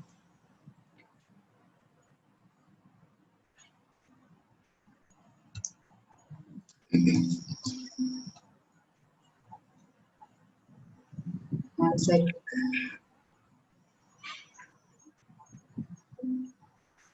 Can you see my screen? Yeah. Yeah. So this is a diagram that I did, trying to sort of get in my thought process of Delhi. Like, I've never been to Delhi, so I was just first studying about it and things like that. And as I like drawing, I just started to like sort of print things here and there, and I was working on like trying to put down what was sort of going on in my head. So like I basically I was thinking of Delhi sometime in the future, something that like almost like an object in space. So Delhi as like how to say, abstracted in a way that like allows, I mean, I started off with humans, but I was thinking that maybe I could add on other beings as well, but I just started off because it was a relatable measure. And I was trying to sort of think of this diagram that would be a space, but like that doesn't go with gravity. So it's like all like warped around, and there are like a lot of different scales happening. So there are like people at one scale, and then suddenly you see them very like miniature size, and then it's like it's not flat, but then there's like part of a section and then part of the plan, and then something becomes 3D. So it's all like warped around, thinking of time being that way as well. And yeah, I was thinking of like the dualities also, like small, big, and like things that how to say, just like how I would generally think, like when you start thinking about something, you look, I mean, you remember a particular maybe an image or something, and then because of that it leads to like other thoughts. So it's not like sort of how to say, chronological, but all like mixed up and jumbled, and I was trying to represent that in some way. And this is where I started. Yeah, almost like a sculpture. It's like I'm not sure if I'm conveying it properly, but yeah, this is what I did. So Saundarya, suppose you were not present. How would this speak?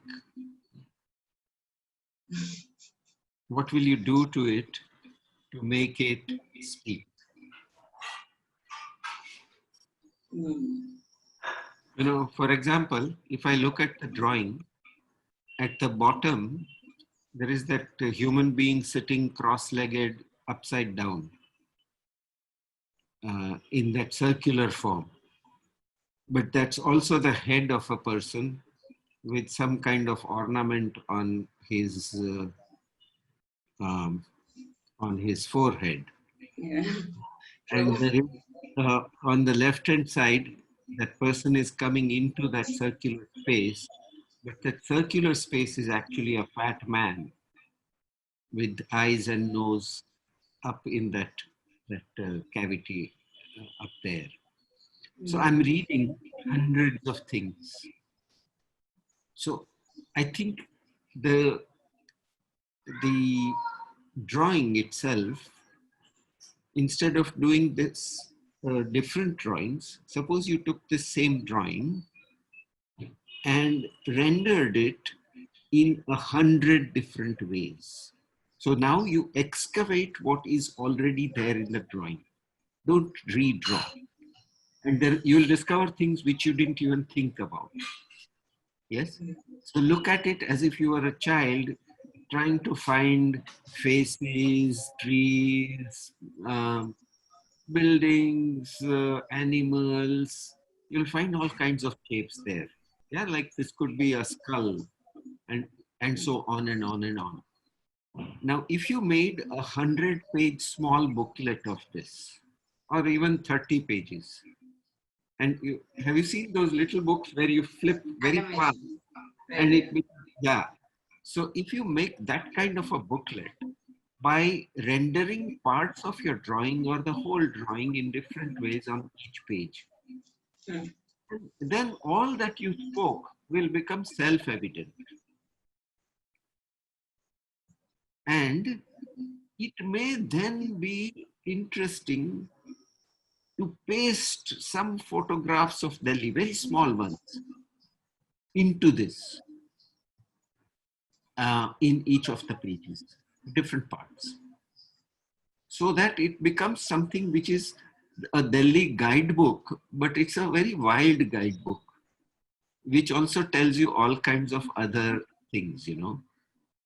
You might get a very interesting thing if you do that, because you won't be there to speak with the zine. Yeah. I think don't do many more drawings. Use the same drawing again and again and again. There's quite a lot of stuff here. Okay.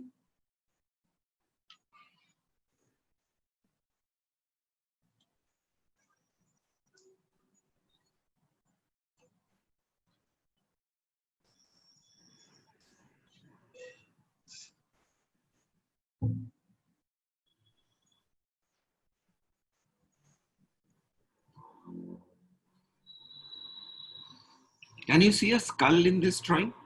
The whole thing? There is a skull.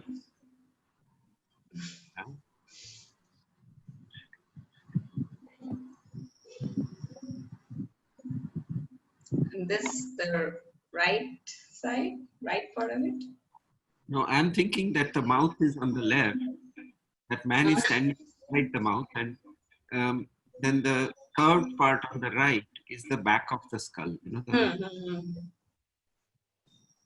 you can get all kinds of funny things happening with that. Maybe you can pass it round to everybody in the group, and they can all point out to you what they see. And that would be a fascinating exercise. Huh? Yes, yes, sir. Because all of us will psychologically, for some reason, I saw a skull, and maybe there's something, you know, some psychiatrist might do an analysis of me and tell me something. But yeah, everybody can, like finding images in the clouds, as Nivedita says. You could do that. I think you should send it to everybody and see what they say. Okay, I'll post it in, I think, the veranda maybe. Everybody has to take a printout and. Hey, yeah, please take printouts here. There is King George's crown for sure. Yes. I wonder if you can develop this as a kind of topography. And, you know, I mean, I'm just also saying, like, do some hard work. You know, I mean, there's so much of above and below and along and, you know, width and, you know, all these interesting things. Actually, these are places in the city that you will find, but in the oddest of situations. You know, if you are looking for a place to run against a wall and then, you know, kind of jump up and leap back, you might find it on some bollard, you know, in the garden, or you'll find it against a plinth, you know, protruding out from a you know, institutional building. And if you're really looking for something like a, you know, little intimate, you know, canopy, then you will find it in some very odd places, I'm sure. So you know, either you develop the this kind of an intimate topography, or you find it in real space, and maybe this then gets a little hyperlinked to, you know, those experiences. I mean, you have to print this out and see what goes under and what are also related across this whole sketch. You know, two things that are related, you need to then start to maybe fold it and see, and things will emerge, I'm sure, with how you'll do this. You know, certain scales might get adjacent, and then you can look for them in a more structured way. So then, you know, one plinth in a institutional building can do 4 things that you have sketched out, and that might be quite exciting to then, you know, think about that plinth in 4 ways, and then, you know, do a re-number on it. Yeah, I think you need to kind of take it to some, you know, like a more advanced level. I think the sketch has a lot of kind of possibilities. I think little hard work will be great. Actually, I saw a lot of movement too. It was like, it's like somebody is parkouring through different places, you know. You see that sometimes something is in plan and then they're flipping around and something is in 3D. And Delhi 6, have you seen the movie Delhi 6? No. Oh, there is that Kala Bandar which goes through the city, jumps up from one to the other. And sometimes, you know, I always wonder, people who do parkour know what is up, what is down. It's very different. It's difficult to see, and the quality, the drawing has that kind of a quality, the way that you mix the sections with the plans and suddenly becomes a 3D, and it sometimes just becomes a line and a diagram, and so it has a lot of potential, I would say. And I totally agree with Zamir that you should really take it further, get that quality of movement in it, which is there quite a bit already. Right. And watch that Kala Bandar sequence in Delhi 661. I'll do that. They're going through the city that.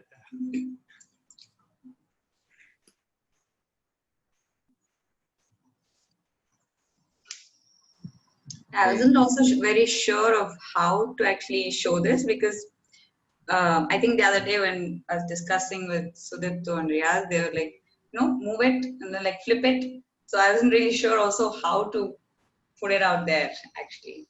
This is just the way I started drawing, so I just uploaded it like that. But yeah. Can you carve it? Can you carve it out of cheese? Plenty of cheese lying around. I think you can carve it, and then use. So start eating up Delhi.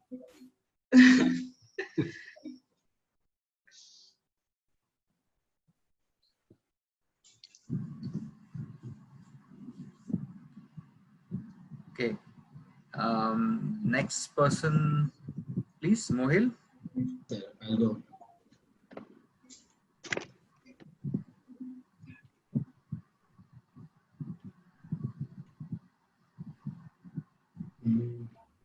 Can you see it? Yeah. Yeah. Okay. So I thought of the time. I thought of time as we have certain possibilities which we see in future for what is happening in present. So there are certain perpetual possibilities which might change what we do for the present. So in a way, there are certain causes and effects, and so there becomes a task like we can anticipate or speculate a scenario or condition something which might shape the decision and the reaction which we might take today for the future. So taking the scenario of the rising technology, which is being continuous, it is a continual change which is happening, and we are thinking of innovations that are helping us. But in a way, what if in a future we can download the consciousness of a human brain and the data from the human brain to and creates a technological beings advanced robots or something which can be possible to take over 50% or 60% most of the jobs which are being done on the earth. And there might be a system of governance which I've thought about, something which collectively might take people's opinions and shape it in a way that it is much more likely to cater the more amount of people rather than being the clashes of ideologists and the forming of the right wing and the left wing in the system of governance. So I have created a scenario and I'd like to read this. And what is it? So the space and place holding the beings of knowledge, emotion and memories encompassed in the fabric of time didn't anticipate certain possibilities of their own creation. Little did they know of how their innovations could take over the consciousness and awareness of being alive. Consumption and excretion in the data of a conscious mind, from biological to technological, the being shaped their power. Splitting the beings into two, where one ascended while the other descended, through a clash of supremacy, incited the biological beings to stand against the technological in order to save the pulping humanity. So this is the scenario which might be going on in the future world, where there is a rise of the technology and the humans are being much more dependent on technology, and the growth of humans is much more lower and if we compare to technology in a scenario in future. So I've thought of an event, an apocalypse, which might happen and might change the certain realizations and bring certain realizations among the humans. So an event, an apocalypse, shatters through the planet of beings, leaving them stunned, surprised with acts, unseen objects flying around, something beyond the human comprehension, dropping bombs and flushing gas, an element which was not on Earth. Bombings destroyed the cities. Gases were vulnerable to humans. Little did they know about the gas which affected the memorial power of the biological. to remember episodes and recognitions of the world they live in, leaving the technological unaffected, a new beginnings for a species that existed and shaped the world, which supported acts which undergone through billions of emotions and experiences of mankind. The ending was a new beginning, a new rise in the life of Earth, a great realization for humanity to stand together, live collectively to eradicate the power of technology that has outshone the abilities of mankind. So on this, I've developed a script on like a short descriptive narrative, a story which has developed the two scenarios taking. So I guess like, should I read the story out or should I just leave it as a PDF for people to read?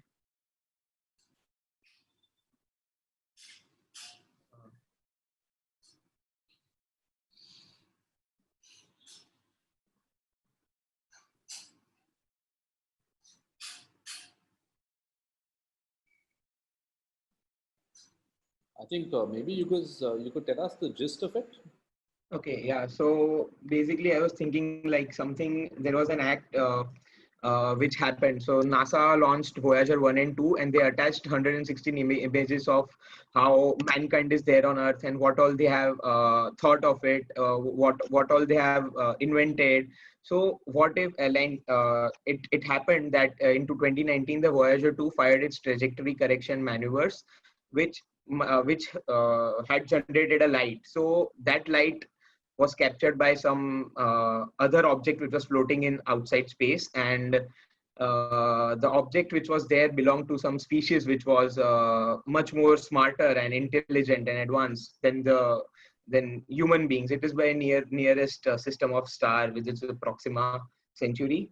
So they took the spaceship into custody and they saw the images and they thought of conquering the planet Earth. Now they know the location where it is.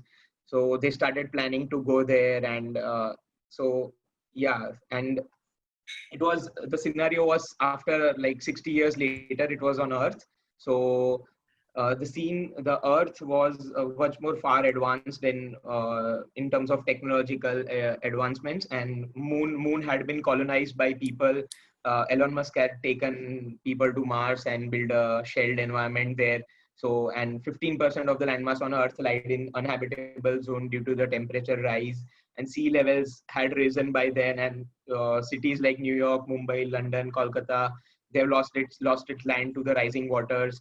So coastlines had an offset towards the central land masses, and the current population had a decrease because of the technological advancements, and people were going much more towards the technology. So it took out the jobs of the people, and when the Proximans, the species from the other planet came in, they waged a war against humanity. So they got bombs and things. So the bombs, they had a specific gas which was not a part of, which was not in our just not present on our planet, but that did something which changed the life. So like the gas, it took away the it affected the memories which deal with the uh, uh, recognition and the periods, like your episodal memories. So people didn't know what to recognize around, and they had certainly a different comprehension of the world suddenly because it had been erased from them. So I was thinking of something which was after that situation, like what if certain happens, so we need to shift out from the cities, and we need to go to live on some places where we don't require such big spaces, and like, yeah, certain scenarios like that. So like after today's discussion, there when Professor Chaya told about to see in case of like what will happen to Delhi, and like, so like specific to Delhi, so maybe I'll to specification to Delhi is a much more of a like thing to consider right now. So yeah. I think so one of the things that you could also try out is because a lot of the scenarios that you're drawing are fairly large and sweeping scenarios, like more galactic scale and sort of planetary scale scenarios. I think what would be interesting is to because what happens is they tend to come across as predictions or as sort of a speculation about what our future is going to be like. What could be interesting to do is to tie it down to a few very mundane events in a day. So this is your macro picture that you're holding in your head. But like essentially, who's going out to buy vegetables in a flooded city? Or what are your day-to-day interactions and what is your interaction with the city in this kind of scenario, right? Like firstly, are you imagining humans are thriving or are they under some sort of servitude? And then, you can extrapolate from there. So you'll have to live in this scenario in your head, commit to a certain time frame that you feel, and then imagine a day in your life. So I think that will make the whole thing come alive a lot more. Because otherwise it tends to become, more sci-fi and, I mean, to read off a script of Avengers, so it kind of become in that space. But to kind of tie it into a Delhi reality or a very textured, nuanced kind of a scenario, it would be interesting to live through this day and see where you're getting your vegetables, what's the sewage system like, where you brush your teeth in the morning, all the mundanities of life. Yeah. Yeah, so Mohil had a similar kind of comment to Ayaz that somehow this is a view from very far away, and you are setting up the conditions that might create a particular reality. But I'm still trying to understand what that is.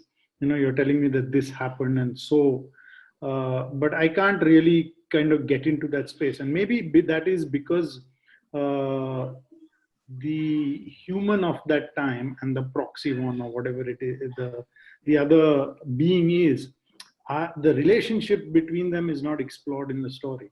So there's no kind of, there's no way that I can open this up to understand what are the kind of complexities that world has. Okay, is friendship possible? I think I discussed this with you. Can I live with a proxy one? Proxy one actually sounds like the name of medicine, but whatever. You get what I'm saying. And the complexities that would have if you really want to take this seriously. Because otherwise it's a kind of scriptwriter's outline and one can't penetrate into that world. So whatever it is, whether you decide to take in describing the daily life of of that world as Ayaz has suggested, or you kind of get into, who are you in that world, and how do you kind of write the story from inside, and then of course you'll have to take that story, the context of that story, to what is Delhi at that time. I mean, there is no reference to any of the key ingredients, that is the Yamuna, Aravalis, or the Himalayas. What has become of them? Have the Himalayas become a landing pad? I don't know. What is it? I mean, right now it's not even there as part of your story. What is the meaning of water in that world where everything is metal and steel and So I'm really curious how you think about these things and make them like part of what Ayaz called daily life. So if if the water of the Yamuna is has become really sacred, and that all natural water is now only for ritual use, and that we drink something else. I don't know what your world actually does to these kind of things. So I would say that to cut a long story short and to stop constantly reiterating this same point, we need to get into the context that you are building up, and understand what it's like from there. Yeah, sure. Yeah, thank you. So we've got Sahana now. Anybody else has comments for Mohil? Viggy, is Viggy still around? Yeah, very much. Any comments for this sci-fi? No, it's sort of interesting, Riaz. It reminds me of that conversation that we're having, that what is this fascination towards the apocalypse, in the sense that there is almost this fascination, cross-cultural fascination of moving to another world and having to get rid of this one. and imagining a completely different future through it, or and it's not just the death of the world, because that the death of the world happens in an individual sense as well. If you die, the world is dead for you in that sense. So it's not just the death of the world from a personal sense. It's almost like we get, and all cultures have sort of get off on the fact that there is a death of human consciousness in some kind, not conscience, Riaz, consciousness. And in that sense, if it actually the data transfer, like you're saying, it has happened, what kind of, I'm saying for the digital human, what the apocalypse would be? Would it be like a server crash, or would it be, can we imagine another kind of apocalypse, which is actually not that far? And it is not the end of the world as we know it. And it's much sooner, and it's already happening. Maybe we are a part of it, or and sort of really root it to our, not like, oh, I want a different world out of this one, but understand it through where we come from. And apocalypse as the part of reality because we are imagining it. Like Henry Bergson would say, you imagine and it becomes the future. It's not that the future doesn't come from anywhere. It comes from your imagination in that sense. Flying cars or whatever you think of, or whatever wacky things that you see in the future is actually imagination from the past. Otherwise, it doesn't happen like that. So can we imagine the apocalypse in the context of what is happening in the world right now and root it? Like what, I'm going back to Riaz's point and Ayaz's point in some sense, that root it to Delhi and make it our own, like, and then imagine your future people. That the sci-fi aspect is quite cool, but then find a way to really ground it, so that when someone looks at it, they're like shell-shocked, shit, this is where we are going, kind of a thing, like the Matrix movie or whatever, in that sense, that it comes back to that personal hit. Yeah. But quite cool. I think as an imagination, it done a fantastic job. No, I actually, what I was talking to a few of them who were looking at the end of the world scenarios, in some way, was that whether we need to look at it as something that's total, or where the apocalypse is transformational, or it's a kind of explosion in a moment. And I think that this idea that it is transformational is something that then one has to engage with that in a way that one is in our studio. You have the opportunity to design that transformation, to design the apocalypse, and to say how the change is going to be, and not what one side and the other side of that transformation is, but really to talk about what that transformation can be. So yeah, we humans will never lose our arrogant self-centeredness. If the human is not there, the world will be there. And a lot of older peoples think that memories are not inside brains. They are not inside biological organisms only. I mean, brain is only a short-term thing which holds memory, but a mountain will have memories. Stones will have memory. Trees will have memory. Water will have memory. And so, if you take away the brains of all these people and decant them into that, those machines, I don't know, so what? The world still remembers. And the world has a memory in terms of millions of years, not in terms of few thousands. And it's something which is, I think there is no apocalypse. There is only continual happening. And maybe the ruins of Delhi are a kind of circuit board of memories which you can repair. And you can bring back some of the memories of how we used to cook, for example, before Dampukht came to us, what was the way in which we used to cook. And so all the memories are there in the rocks of Delhi. All the memories are there in the entire body of the earth, which is completely alive. Suppose I put that to you. And the communication between the planet on which Mr. Musk is going to put his people and this planet has been there since the sun exploded. That communication is not a new thing. This fellow is just going to go and scratch some itch that that planet is having. Nothing more than that. So I would put your story in a different model. The apocalyptic stories come from cultures which have a linear notion of beginning and end. But if you go to Australia, they don't have that. There the rock, Ayers Rock remembers everything. And you go to South America, you go to Africa, they don't think that things are going to end. Things are certainly going to change and maybe humans will not be there anymore. Instead of humans, there'll be maybe a kingdom of ants or something. I don't know what.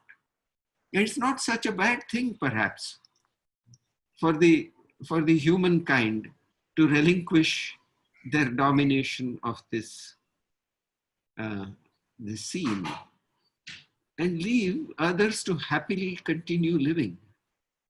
So if your story goes in another direction of what happens without humans on this planet, there will be no Muslims and no Hindus.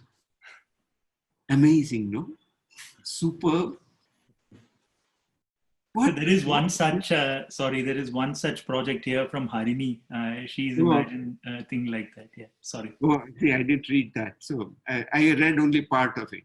Yeah. But what I'm saying is that okay, you can have the apocalypse, but remember that the earth remembers everything. And I firmly believe that. I think the universe remembers everything that happened here. And we can't get away from it so easily.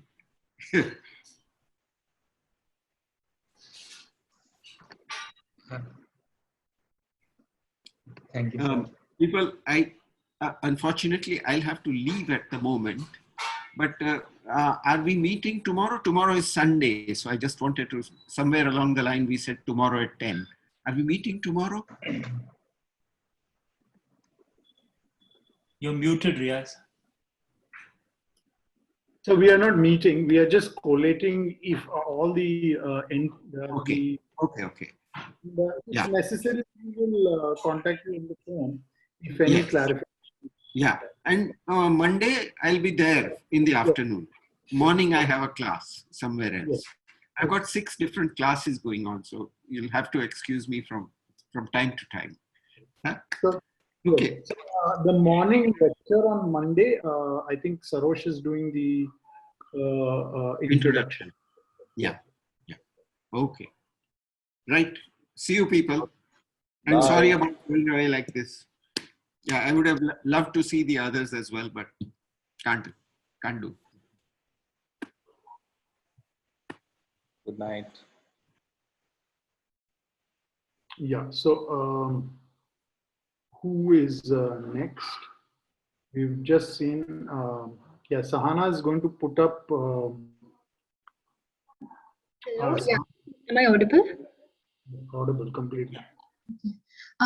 It's a video, so I'll just play it and then maybe after that I'll explain it because it's a slight bit of abstraction and some of my thoughts. So I'll just play it.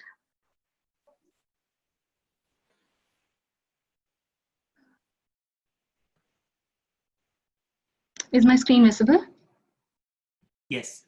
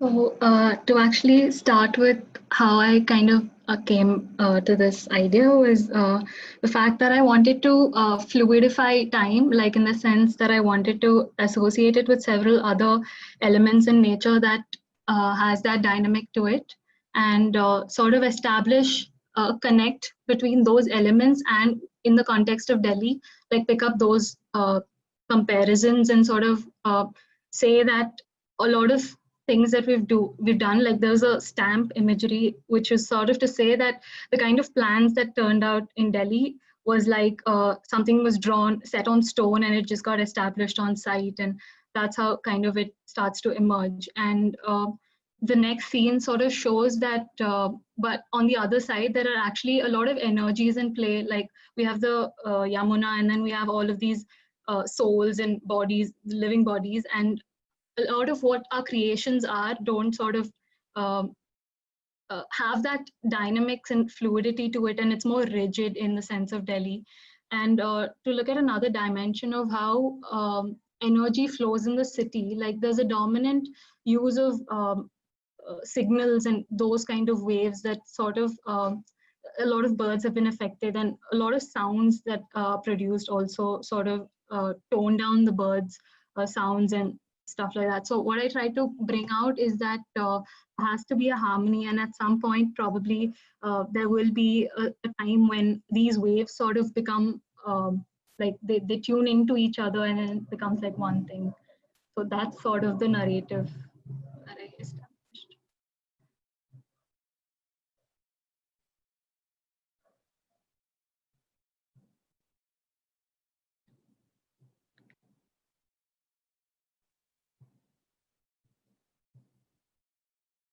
Riaz, I think you're muted again. I really enjoyed your video and the imagery that it kind of evokes.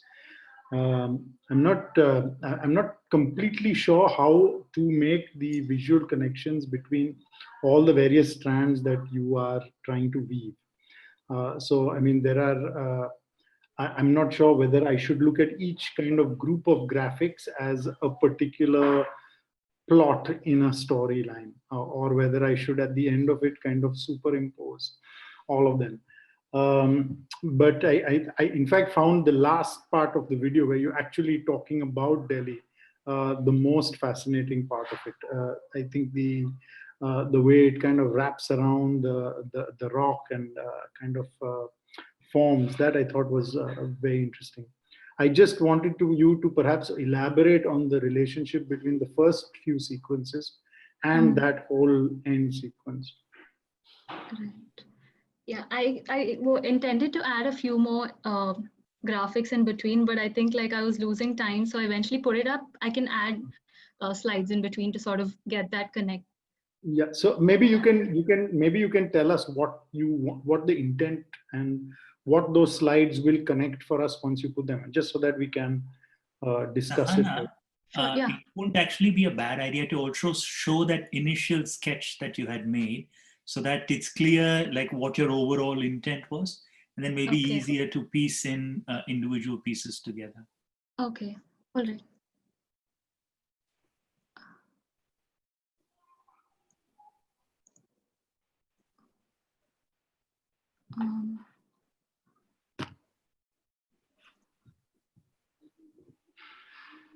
So this was kind of how I started off, and I wanted to, like I initially started off with time as in like a three-dimensional perspective, and developed on the idea of Salvador Dali's persistence of time. So kind of used that ideology to narrate.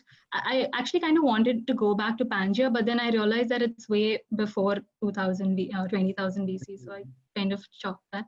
But later went on to saying that there was a shift in place, like so Delhi was not technically where it is now, where it will be, sort of thing. So I wanted to show that it'll emerge out to be a moving entity, and then try and use like the geomorphology to narrate the dynamic of land over a larger time frame, and then like sort of say that whatever this emerges will be a very unique system of the city, like in the sense of a QR code, in the more technological definition of things. And to go back to like some entities which I tried to speak about in the city, I was using the body as a portal in spirituality, where there's all of these things tying together. And what if that was how spaces behaved? Well, in the sense, if you look at it in a certain way, it does have all of these characters.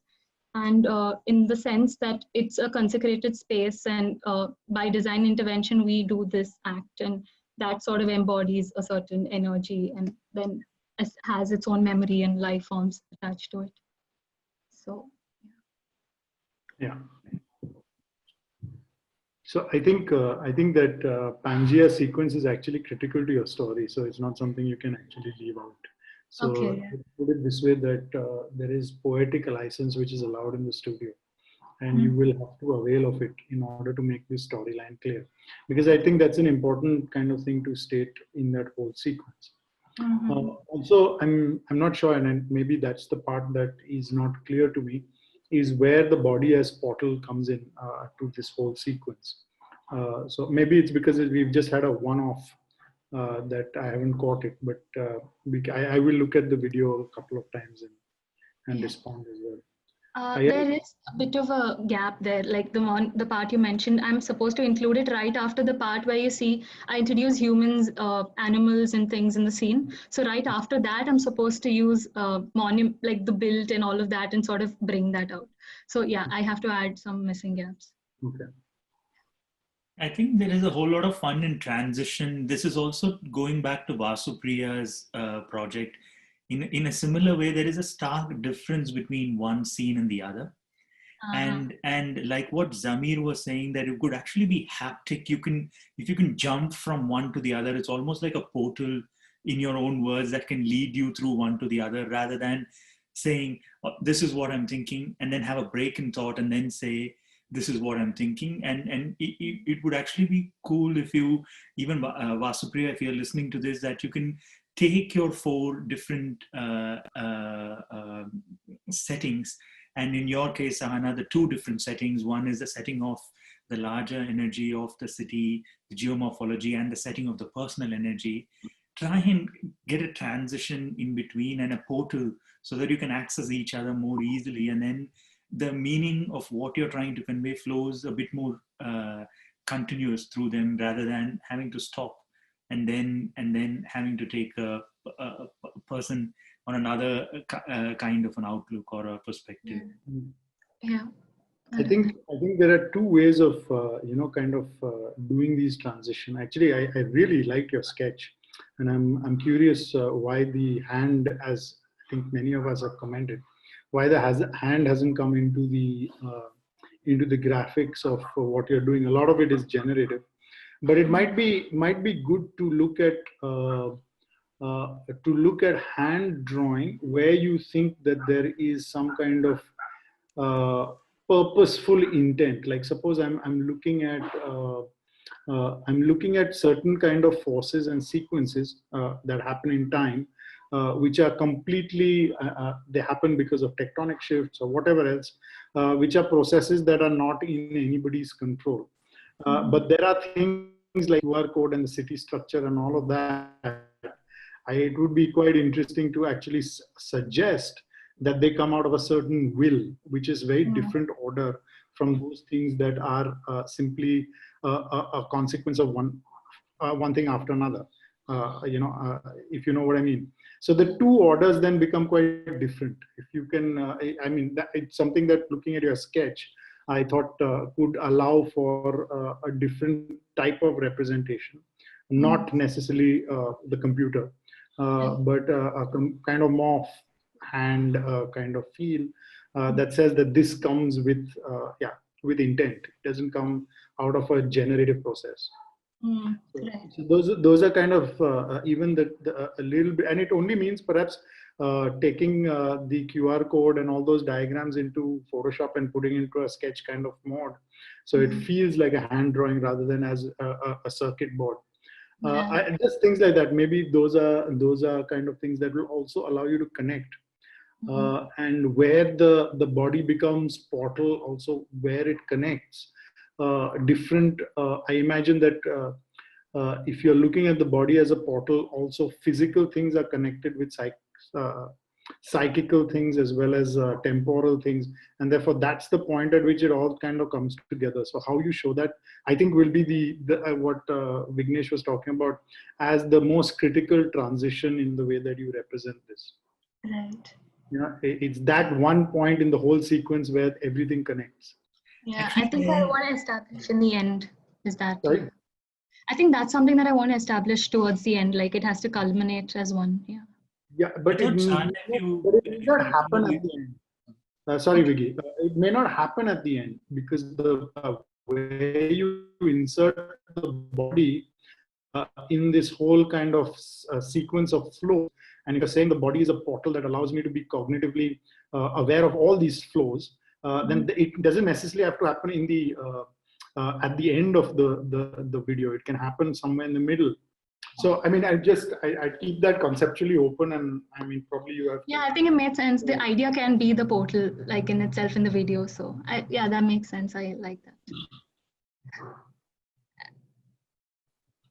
I thought, Sana, we also sort of briefly discussed, and you wanted to tie in the river as something which is connected to time, which is connected to a kind of DNA coding, and then connecting it back to DNA as a kind of time coding, just like a river, and connected back to the personal scale. I thought that is sort of what you wanted to do with that. Even with the sketch that you had that DNA structure on one side, and then you had your sense of time, which is like a Mobius strip sort of falling on itself. And then you were looking at the river like that. Is that, am I understanding that part of it correctly? Yes. Yeah, I think like Riaz mentioned, it'll be better if I do it by hand, because a lot of things I intended to do, I couldn't find it graphically, and that became like a limitation for me. So I'll work on mixed media. That'll give me more liberty. But yeah. Okay. Yeah, Zameen, any comments for her? Because I mean, just the kind of sequences she's doing.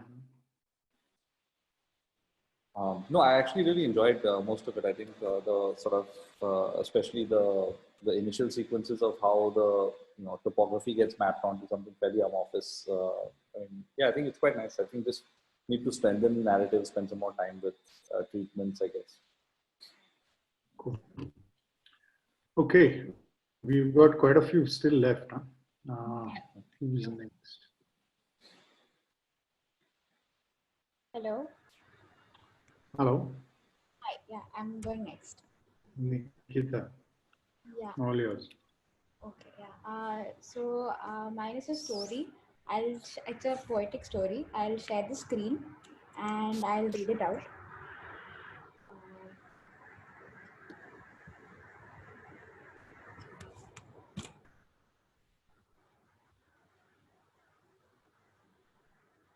Okay, so it's a little long.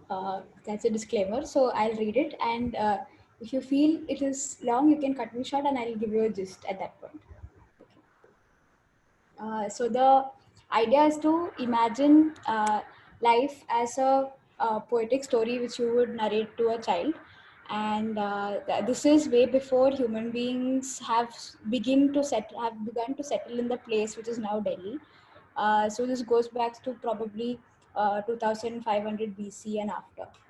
So there is so it is narrated as a conversation between all the mountains and trees and animals around, and there is a migratory bird who comes from somewhere far away, and the bird sort of describes that there are a different creature which they didn't know of before, who is traveling to Delhi, to this place which is Delhi, and that bird sort of narrates the story.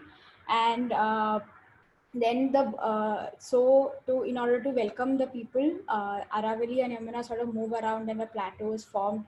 And later this bird makes friends with a boy and tells tales about what the city is and things. Okay, so now I'll start. a long body cutting across a huge landmass. She called herself Aravali. Trees, plants, shrubs, flowers, and fruits flourished on her belly from deep within. A family. A proud lady she was, who served all the moving creatures with shelter and food.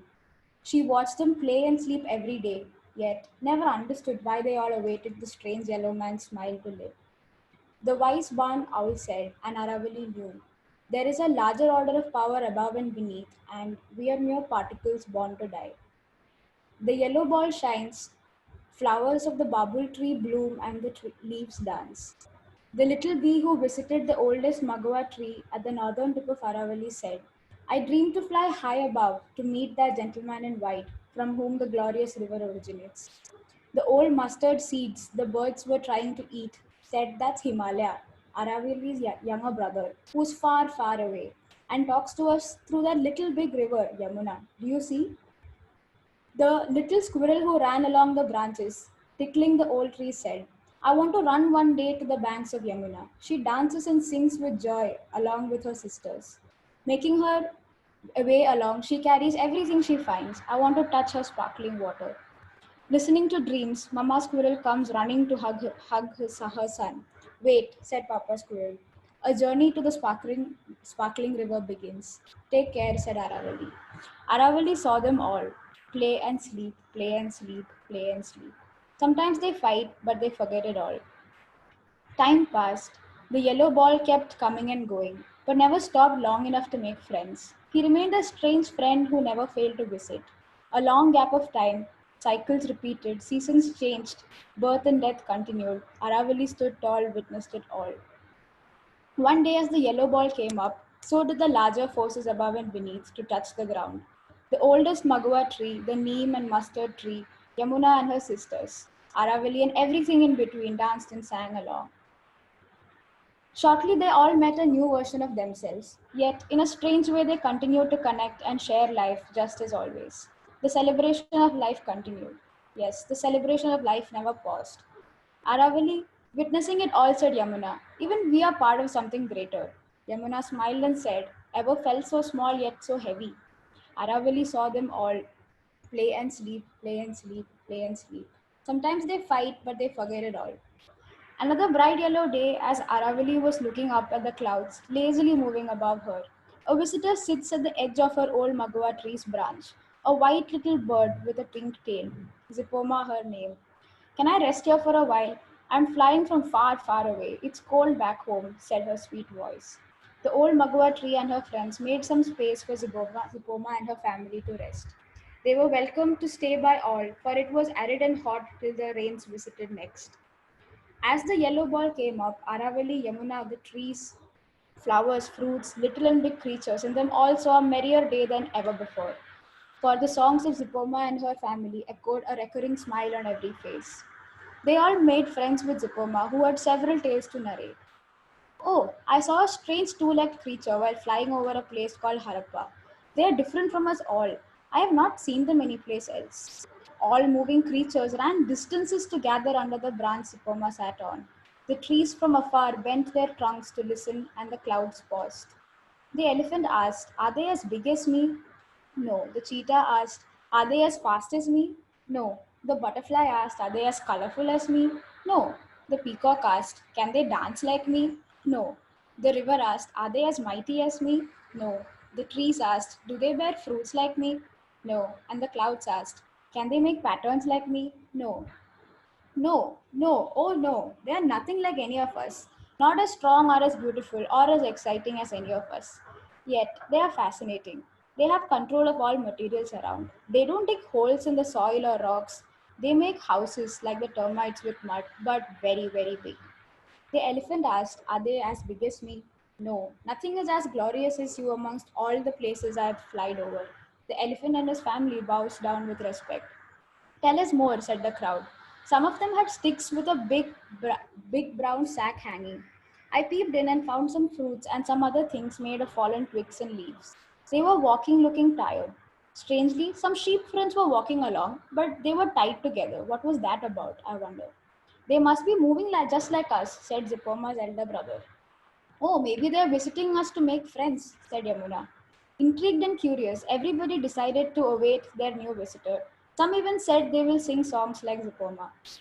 Aravali and Yamuna took the lead. They moved around to make space for the new visitor, and hence was a plateau formed between them called Dehri Bani. Days passed.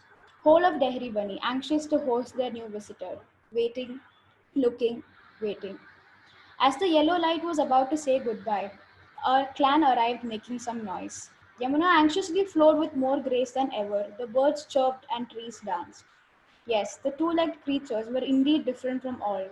Everybody look, they have some addition to their bodies. What are they carrying? Do you know, Zipporma? Said Aravali. Tools to control. I saw them in Harappa too. They make it like we make nests, said Zipporma. Baby cub then tried to hold the leftover bones with her tiny paw. Oh, darling, we don't have to be like them. Look at our sharp teeth. We can conquer the world with these. They don't have this, do they? Said Mama Lion, and they cuddled. The wise owl said, let's call them humans. The humans were not a few, they were many and many. They came with our friends, camels, sheep, and horses. They were touched by Yamuna's smile and her curves. They suddenly walked faster, while some ran to feel her, to jump into her and play, drink water, just like every other being in Dehri Bani. Yamuna enjoyed the love and gently slowed her pace. The exciting herd of elephants walked to the edge of Yamuna to play along. They showered water over the humans and they enjoyed it. Aravali, looking from afar, wondered what they were talking about, and a while after, oh, look, the humans are riding the elephants, said Aravali. Everyone opened their eyes in shock, even the ones who were sleeping. There must be something about the human or something about the eyes which we all love. The superiorly majestic elephants submitted themselves to humans. Zipporma, we have to know more about them, said the wise owl. Time passed. Time passed slowly, but it passed. The humans settled in Dehri Bani. Aravali kept the dangerously strong desert winds away. Yamuna became a source for life, and the plateau of Dehri Bani became a perfect terrain to cultivate and trade between Harappa and Hastinapura. They knew it all. It was more than play and sleep, almost like they had a purpose. Aravali stood tall to see it all. Yellow stranger came and left, yet not waiting long enough to make friends. Neither did the white ball, said the fireflies who wandered at night. Time passed. Aravali saw them all. An opening through a strong mud wall, Zipporma's feet rested on a grey stone piece that spanned the opening. More than a nest, more than a den, more than a burrow. This is grand, she thought. Beyond a place to sleep it was, for she saw big vessels, vessels as big as a deer, filled with grains. At the rim of the vessel, Zipporma found herself in no time. As she pecked on the grains, she found a feast. A little boy's palm extended to feed her, and so they became friends. On her shoulder, Zipporma settled and told the little big something humans had made for themselves. A big place for family to gather, eat, and cook. A small place to sleep looking at the stars. A place to store all they collected. A corner to capture the world from within. Oh, this is nothing like my nest, Zipporma thought. As the boy walked, Zipporma's eye level went down, further down, and down, bit by bit. We call it today's stairs. Oh, your house is not on the ground, unlike what I saw in Harappa. How is that so? Asked Zipporma. Papa says never is the soil only ours. The ground is there where you, me, Yamuna, Aravali, flowers, trees, worms, bees, birds, and everything else come together. It is where we meet, where we lie down to chat, where we play, where we sing and dance, where we cultivate. It is not only for me, Papa says. If I use it only for me, Papa says, that the Yamuna will turn into poison and Aravali will bleed, and we shall be no more. They moved ahead. In between houses, through corners, meeting friends, streets they were called. All around were sheep, donkeys, cows. Some were tied to a post, probably belonged to the humans living above. Occasionally, visitors from Aravali's forest dropped by, and they were welcome. Yet, it was different. An aura of control intertwined with love and friendship. Zipporma flapped her wings in excitement as she saw them all together. The little boy patted Zipporma and said, come, I'll take you around the market. Just as the yellow ball begins to wave goodbye, Zipporma begins to sing in glory, a human life. Everybody from the corners of Aravali to the underwater beings in Yamuna listen eagerly. The leaves sway to recreate rhythm. The humans too sing and dance along, not knowing the birds are singing their story. Hey, hey, hey, my dear old friends, listen to this rhythm of life. It is them. This isn't just another land we wander through. This is Dehri Bani, the land between two cities, they say. Humans arrive here from all around. a little tired from their journey. But the special neem juice found only here kept their energy high. Aravali says, some come all the way through the barriers she sets, for the neem juice was found in no other place. Look, look, look. Raised from the rest of the ground, a little up, a little down here and there. The market is safe within these thick walls. Strangers can't pass the tall guarded gates, but neither is a visitor stopped here. Some leave these gates through the Yamuna to other places, while some arrive here from other places. Painted are these walls with stories. Stories of you, me, Aravali and Yamuna. A dialogue, an attempt to make sense of the world. For they are intrigued by us just as much as we are by them. What is it that Dahripani has that others don't, I wonder. A parrot who came from Hastinapura sings, oh, they are mighty, they cross everything to follow a flavor, the special flavor of black cardamom, to conquer the shine of silver here. As silly as they seem, they glorify the world. Look closely, a well, a step well they say, to collect the rain, a space to play, a space to see their reflection, to know they exist. The lady moving her clothes is the lady removing her clothes is my master. Do you see? She is the only one who speaks to Yamuna, they say. Look even closer. Many and many more stalls you see. The colors are bright and new to my eye. Not easy, not quick, not in one place. Not one of them, nor two or three. They are many. The tale of the cloth is a story of its own. Look a little more closer. Each are different, from different places to different hands. Simply from the earth they are, but molded to a purpose. From miles across people reach, only to make life a little easier. Do you see a terracotta dice from the west of Aravali? Do you see a copper red vessel from the south of Aravali? Do you see those iron spades? Oh, it's a rare piece. Do you see those clay pots painted with colorful snakes?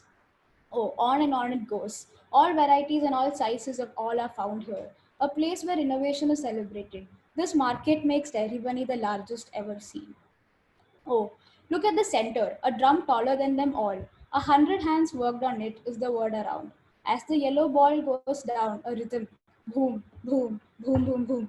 They all gather to sing, to dance. Everybody from everywhere gaze and enjoy like we all do. And at the backdrop of Aravali, the market is glorified. Wow, says Diploma, and flies high, flapping her wings tinted in pink. Friends, why? Why aren't we like them? Yes, why? Why? Are followed others. Survival is an instinct for you, me, and them all. For pain is an emotion we thrive to negate. Look at them ahead of us in time. They remember it all emotions, places, and events. Memory of pain, fear, makes them survive in the highest order. Weak they are, yet bold to tweak all they see to withstand, since they remember all they sense, says Aravali. The aura is beyond survival, Yamuna gracefully continues. Unlike us, they are curious to make sense of the world. They live. Stories are built far away from what it is. They create, they decorate, they connect to you and me, a message to us all, a song for Aravali, and they wish to touch the clouds. Time passed. Time passed slowly, but it passed. Deribani grew. There were more humans than anything else, fortified the city to protect, for the prospects of Deribani was worth fighting for. They evolved, worked really hard to make life easier. Time passed. Diploma's tales made each day merrier.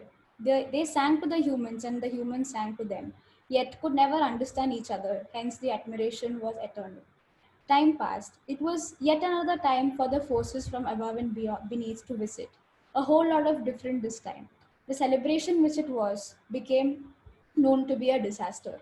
For unlike all other times, everything humans made now fell in love with the forces and followed along. It wasn't quick. Memory of pain stretched them longer. The walls fell, pots, tools, grains, and beads floated. The big drum shattered to pieces. Time passed. A silence that preceded the rain haunted Dahripani. Aravali and Yamuna once again glanced at each other, only to feel lonely. The humans had disappeared, for the forces waited for none. Zipporah survived on the old Magua tree. Her songs were in melancholy. Where are they, those who made us feel special? Yamuna, gently flowing, said, before it all, a family left through my water to Hastinapura. They will be back someday, in the memory of what they once left behind. They know why we are special here, nor have they forgotten the glory of their creation. Time passed. The yellow stranger came and left, yet not waiting long enough to make friends. Neither did the white boy, said the fireflies who wander at night. Time passed. Aravali saw them all and continues to see them all. Yeah, it was long. It's a beautiful story. I really enjoyed it. Yeah, I don't know how you're going to. I mean, there's one part which is the narration of it, and the other part will be if you ever plan to illustrate it, and maybe that's what you have to try and do in the group work. And it will. I do think that it will actually enrich when it intersects with other stories. Because it has one of the things that it does have is a very linear flow, and it would do it will be interesting to see how you allow a little bit of enrichment to happen when other things cross by which perhaps are not a single narrative of yours. So I mean I'll be interested to see um, how you develop this over the next week or so. I also felt one of the things that you could look at, would be to sort of identify, say, 4 or 5 instances in the story which, are interesting to spotlight on, I mean, they don't need to be the most important parts of the story, but they could be, moments of turning or, like I really like the fact that the bird is alerting the plateau to the arrival of the humans. Right, like for me, that was one of the really nice, magical moments in the story. So I think, I mean, obviously you need to make your own selection, but I feel obviously because of the length of it, and one is not saying to edit it. I think just maybe you want to find 5 or 6 things that for you sum up the gist of the story, and maybe illustrate those like Riaz is saying in terms of a vignette or in terms of because it is very poetic and it's got like this lovely lilting quality to it. So maybe you want to find a visual style that does justice to to what it is that you're talking about. Yeah. Yeah, what I was thinking was right now for the submission, I've uploaded it as a audio as well. So I'm thinking I'll make a set of illustration which quickly move around as you listen to the audio. It can be. Yeah. And I guess keep it independent also because, like, I mean, if you're writing an epic, like you're writing, like, assume that you're writing a abridged Ramayana, like the point would not be to make it into a comic book because it will run into like, zillions of pages. So I think maybe identify 5 or 6 vignettes within it, which. In fact, yes, yesterday, in fact, we were discussing that the graphics of this is really interesting because one of the things that the lilting language allows you to do is to make your own image of the bird, the plateau. There is no image, sure. But you want something which is indicative without necessarily being a literal bird. You don't want to. Sure. You don't want to fix the image of the bird that all of us have the same image, but you want to give a sense of the connections and relationships that you are talking about. So I think it's as Ayaz was saying that the graphic quality is really important to find, not assume that it's going to be an illustration that literally represents the story. And one thing is, I think it's true that you need to find these 5 or 5 points, whatever it is, that punctuate the length of the narrative in some way, and maybe kind of hold that like a kind of knot where you spend a little more time describing those moments, and then everything continues, and then there's this knot and everything. But otherwise, it's a really poetic, beautiful story. In fact, what you could also consider is that the parts that you pick up. I mean, maybe consider also that those are their own end product. So it should make sense even without reading the whole thing. I mean, like I know there are a couple of these like illustrated limericks, where you have this like simple illustration backed with 5 or 6 lines. But for you, those are the ones that you draw people into, and then, then the whole rest of the narrative also opens up when people are, engaged with those. I'm also saying because, we've been talking a little bit about the end of where this is going. So I think more and more it's looking, I think Riaz, I mean, maybe we can talk about this later. It looks like some sort of a hyperlinked document, right? Which you would have a certain central common narrative, and then we link out and link back into videos and into various kinds of different things.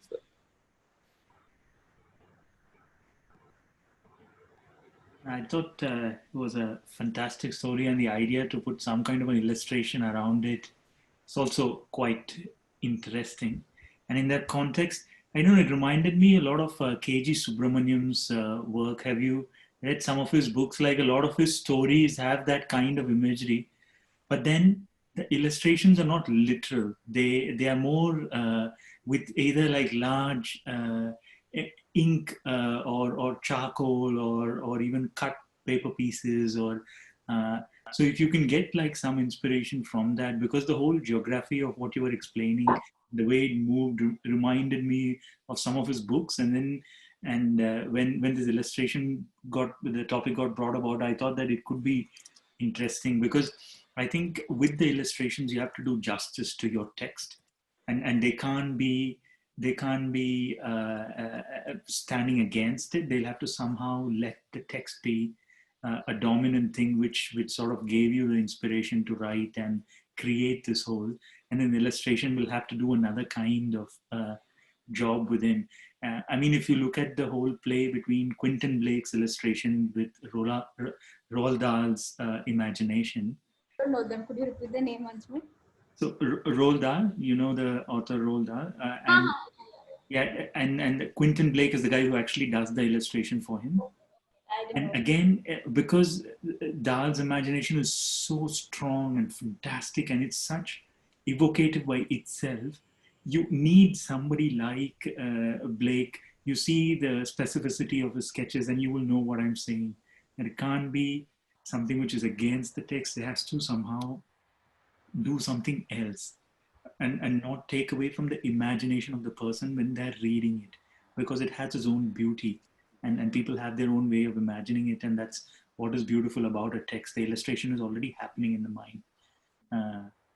Anyway, I think somebody's already put up Subramaniam's work, or if I find, I'll send you. I have some work. You've seen some of it. Right. Yeah, I will try something out and get back. Yeah, but Nikita, do you, and this is a conceptual question, do you think that this text should be illustrated? I initially thought, because honestly, the concern was that to read it with only the text, I don't know how many of us in this field would be interested, because we are very acquainted to imagery. Actually, that shouldn't matter.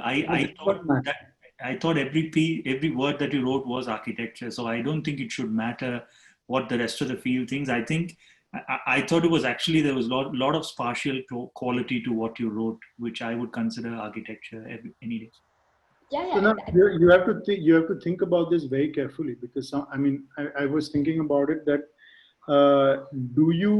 it's absolutely fine to say that the text is my primary mode of communication.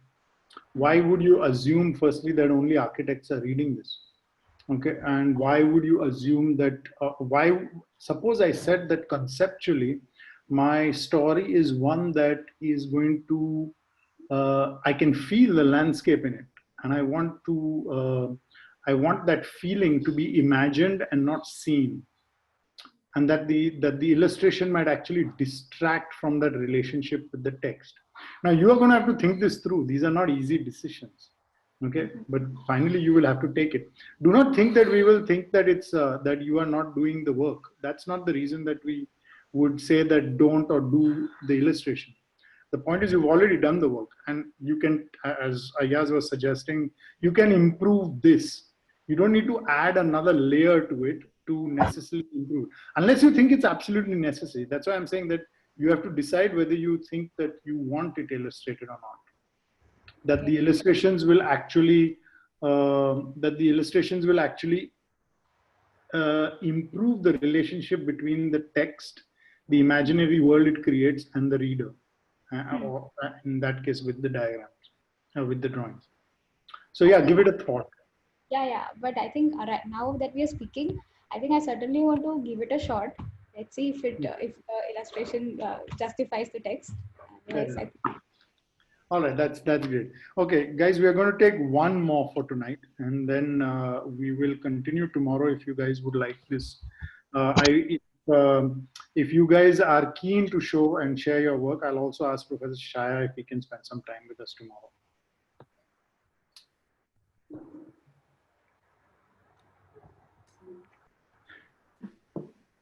Also, I would like to know what Sudipta and Chaya sir thinks of it as well.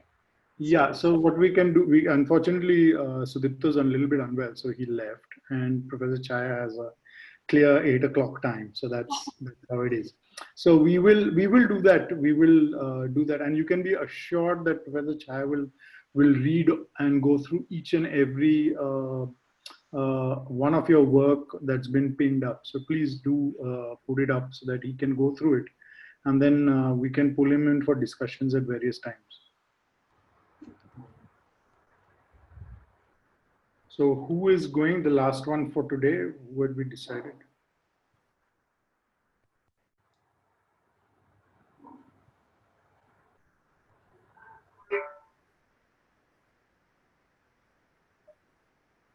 I think Divya said she will discuss tomorrow, but then there is Nivedita or Ayush, whoever is there.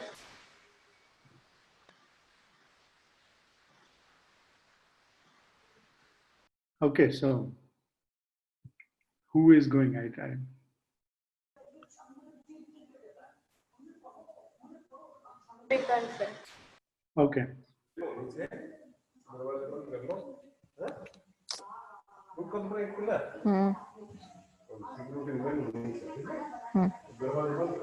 हाँ.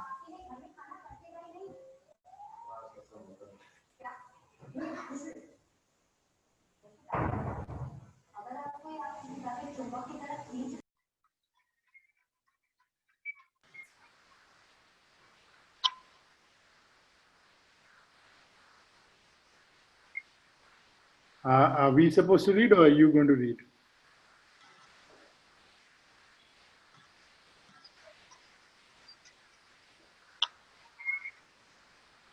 Who is this Nivedita, right? I think you're on mute.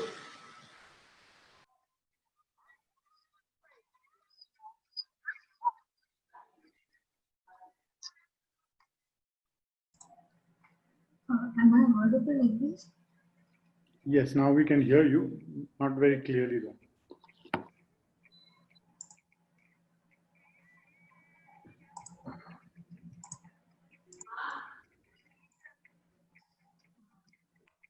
Okay, so I will just quickly try and read through it. Sorry if there's a little bit, I'm not really audible because I'll try my best to be loud enough. So this is essentially written in the perspective of a chaiwala. So he kind of is standing outside of Feresha Porla Fort, and it kind of started off as the idea started off as a person being an archive. And I thought that a chaiwala would be interesting for this because he kind of encounters a lot of people, and his day kind of consists of not just his perspective on things, but sort of an agglomeration of various perspectives. So this is kind of his story. So it's called Delhi in Part Through the Looking Chai Glass. So I have sold tea in this exact spot for as long as I can remember. I was 7 years old when I first came here with my father, who also sold tea in this exact spot. Back then, the tree that shields me from this sweltering heat was only as big as I was. I went to a government school till I was pulled out to help Baba. You only need to know enough math to give people their change, they told me. Maybe if he had foreseen the release of the 2000 rupees note, he would have let me stay a little while longer. Days started flowing from the previous to the next, but never without incident. I'm told that happens with age, but we will have to see. After all these years, it surprises me that people still come to the fort. I reckon one thing that does not change with the passing of time is the need to believe in something that is greater than ourselves.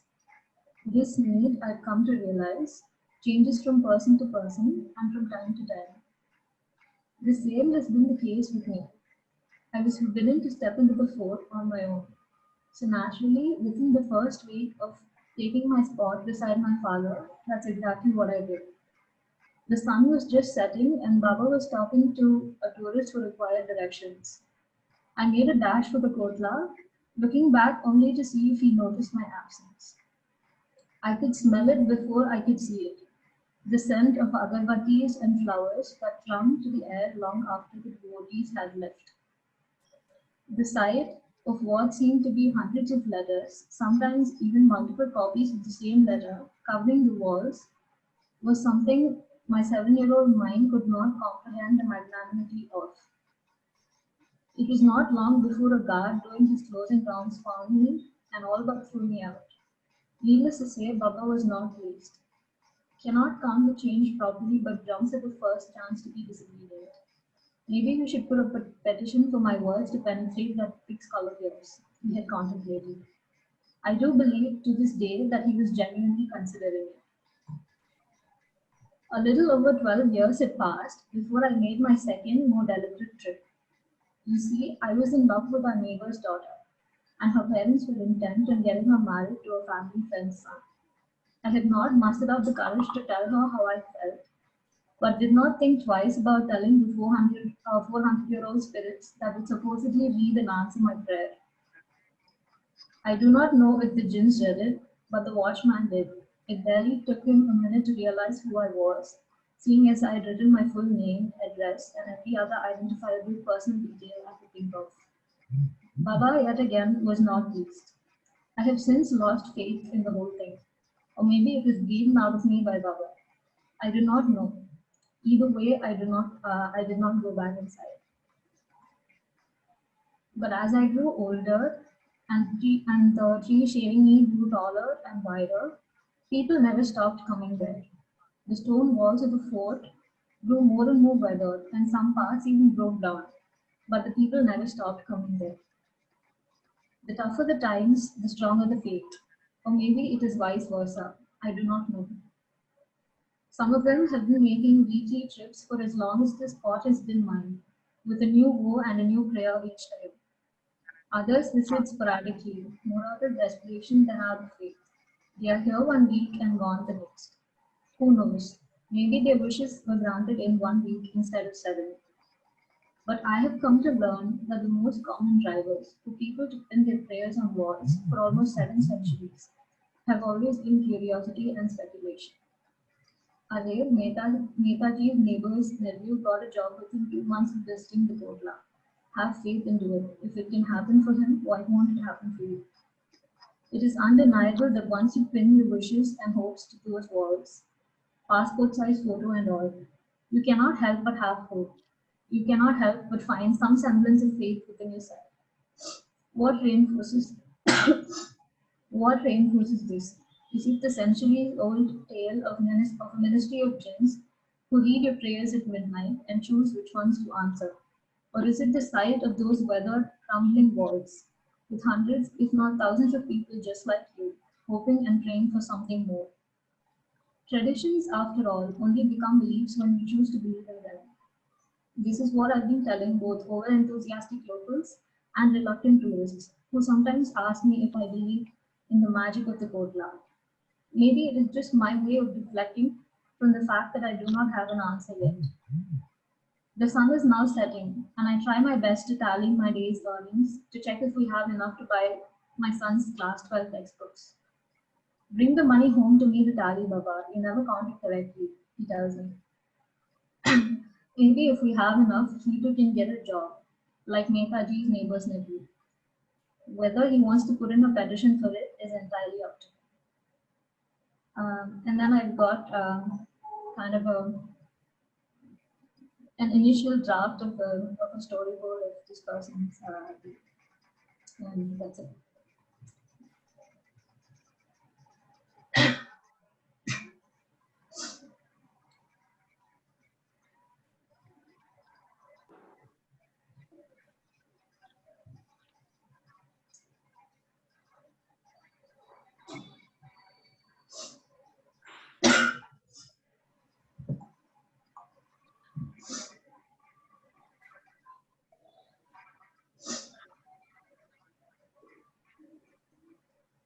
Nivedita, how many families have you spoken about in your story? Possibly countless, because Sorry? possibly countless. Anybody who chooses to sort of put themselves on that wall becomes a part of the story. Puts themselves on the? Chooses to put themselves on that wall, they sort of become a part of a bigger thing. Because when you go there, it's like I was speaking about. It's not only the idea of there being a larger power, but it's also the fact that a lot of other people also believe in the same things that you are believing in, and they sort of also have maybe the same hardships that you have, and that kind of brings the whole thing together in a sense. I understand that. So I'm just trying to understand that in which time is this? I understand that belief is what is connecting people across time. Have I got that one strand correct? Yes. Yes. So I mean, you talk about tradition and you talk about connections of various types. Okay. In any one time, people get connected by being part of that wall, right?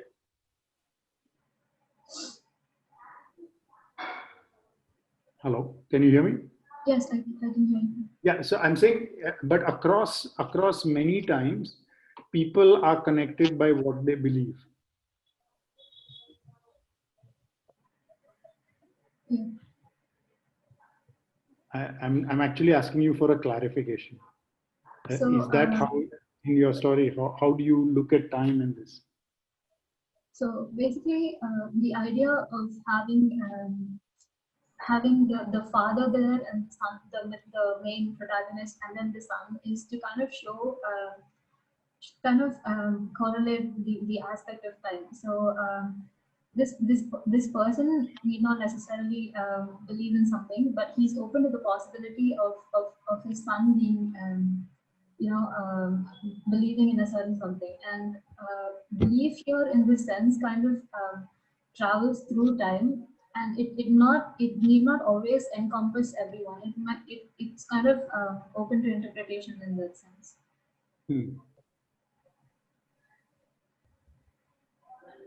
So what for you is the most important? I mean, I get that this is set in Delhi, in a mohalla, in Kotla. Am I right? Yeah, in the Kotla Fort.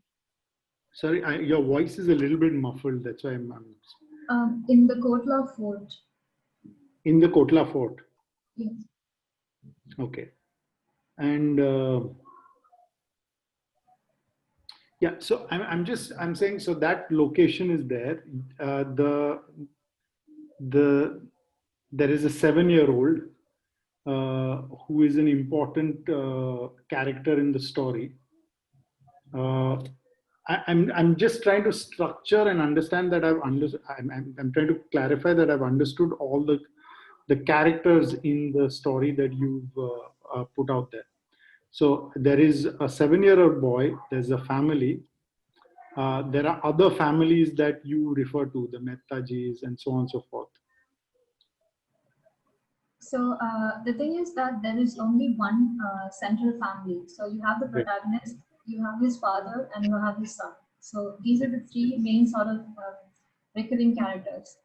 Right. The rest of it is kind of open to is kind of what he has heard in passing, or maybe things that he's speculating on, because he is a chaiwala, and a lot of his occupation essentially is to stand there and have interactions with people, and as he's standing there, he sort of becomes one with the surroundings, Right. and he sort of observes all of the conversations that are happening around him.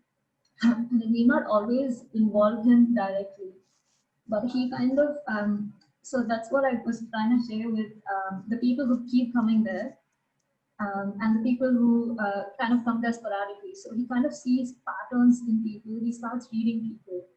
And that becomes a part of his job, and in turn a part of who he is as a person.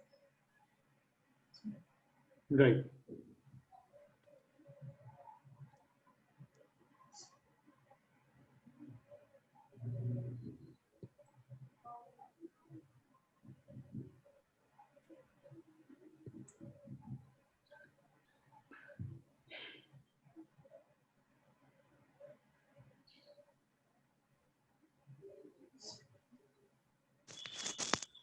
what I got from this writing was that it's a story. It's many stories spanning many generations, and it's very unclear which generation is speaking at which point in time, which I really liked.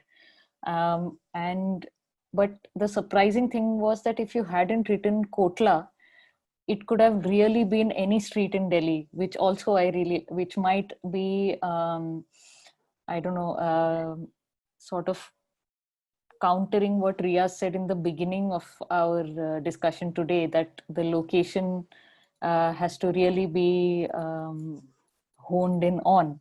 But here, on the other hand, I thought that I really liked the aspect that it could have this could have been in Lajpat Nagar if that wall wasn't specified.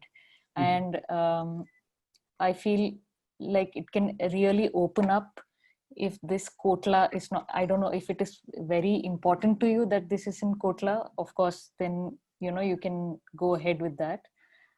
This is just my reading of your work.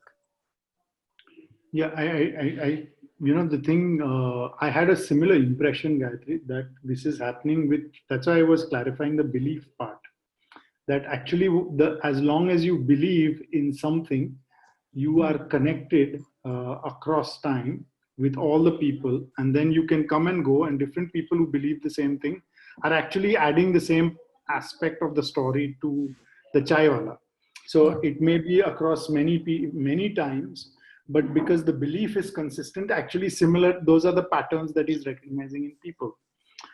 So, I mean, that was something that really interested me in the fact that there are two types of people. I mean, in every person, he's meeting people from a previous or future time, but he's also meeting that person who is connected to other people who come to the chai shop. So, I mean, that's how I was beginning to read the story. But I do agree with you. It needs to, if she sees it that way, it needs to clarify a little bit or emphasize that dimension of it. Because I think that at least the way that and it seems Gayatri read it was not as a simple narration in one time. And I think that is still not completely clear. I mean, it is getting there in the sense that I think the potential is there, but it needs clarity for me not to ask you questions and you having to clarify certain parts of it. I do think that though in some sense, I don't want this to sound like a justification to Gayatri, but I do think that in this case, what I would have said is the specificity of location is not that it is in Kotla, but the actual description of the chai shop in great and minute detail as to what is being exchanged, between people. What is it, whether somebody is coming and, asking for a bread with it, maskaban, I don't know what else it is. But every transaction, whether there's cigarette, kids are coming and there's sweets. I don't know right now I don't have a full picture of that chai shop. And all the possible transactions, because in each of those objects and things, you also embed all the possible transactions with people who might not be described in the story. But by describing the chai shop, you've set up all those who will come, or by elimination, those who don't come. So I think that was for me the way that I would interpret what I meant for this particular story.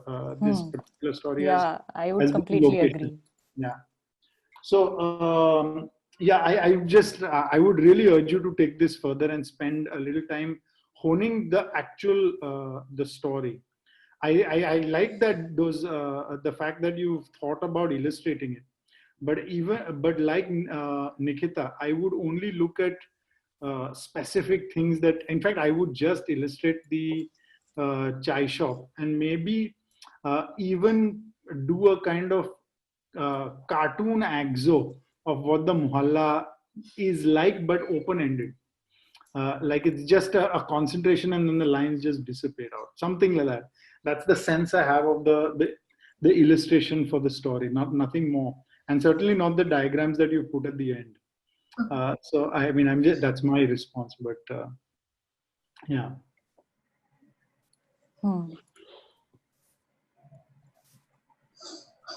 So I feel like it could really become a very complex version of a simple as a Ruskin Bond story. Right. Yeah. And I was also thinking maybe in the way you write. I'm sorry, where did my video go? Ah, here. In the way you write, you know, in the Matrix, they describe the deja vu's like the cord being plugged and put back again. So there is like a small overlap. Maybe something like that could happen when you're, because I found it interesting that seeing Delhi through a chai glass, and I thought almost I had like a kaleidoscope in my hand. So maybe you can play with that. Like every time you move to a different timeline or it's someone else's point of view, there could be a slight hint to the person in the way you write, or there is an overlap of something, or you know, and maybe in that way it'll be easier for you to communicate, and rather than having to talk about it, that people would get on, because and I had to sort of reread to get that pattern within, and it really helps that you're talking about it. If not, it would have been too abstract, is what I would say. So even without illustration, you can you can weave those in. Like, for example, in Nivedita's text, the way she uses they play and sleep, they play and sleep, they play and sleep, stuff like that. There are these bricks that you can build within. It's just like architecture. How you make your art stand, and what is the keystone, you know. So you need those keystones in your text to almost help the person decode what you're thinking or what you're writing, and then you can make it as complex. Because once you give the key to them, I have the key, I know what the language is, and then you can make it as complex for me, because then I'm confident that I can get into it, and wherever you throw me a riddle, I have a key for it, you know. So you can actually do that through text. But I think as an imagination, I think is wonderful. It's really abstract, and it's almost trippy to a point that yeah, it's like a city, you know, in that sense. Like you go to a new city and you're completely lost. So you have that kind of a feeling.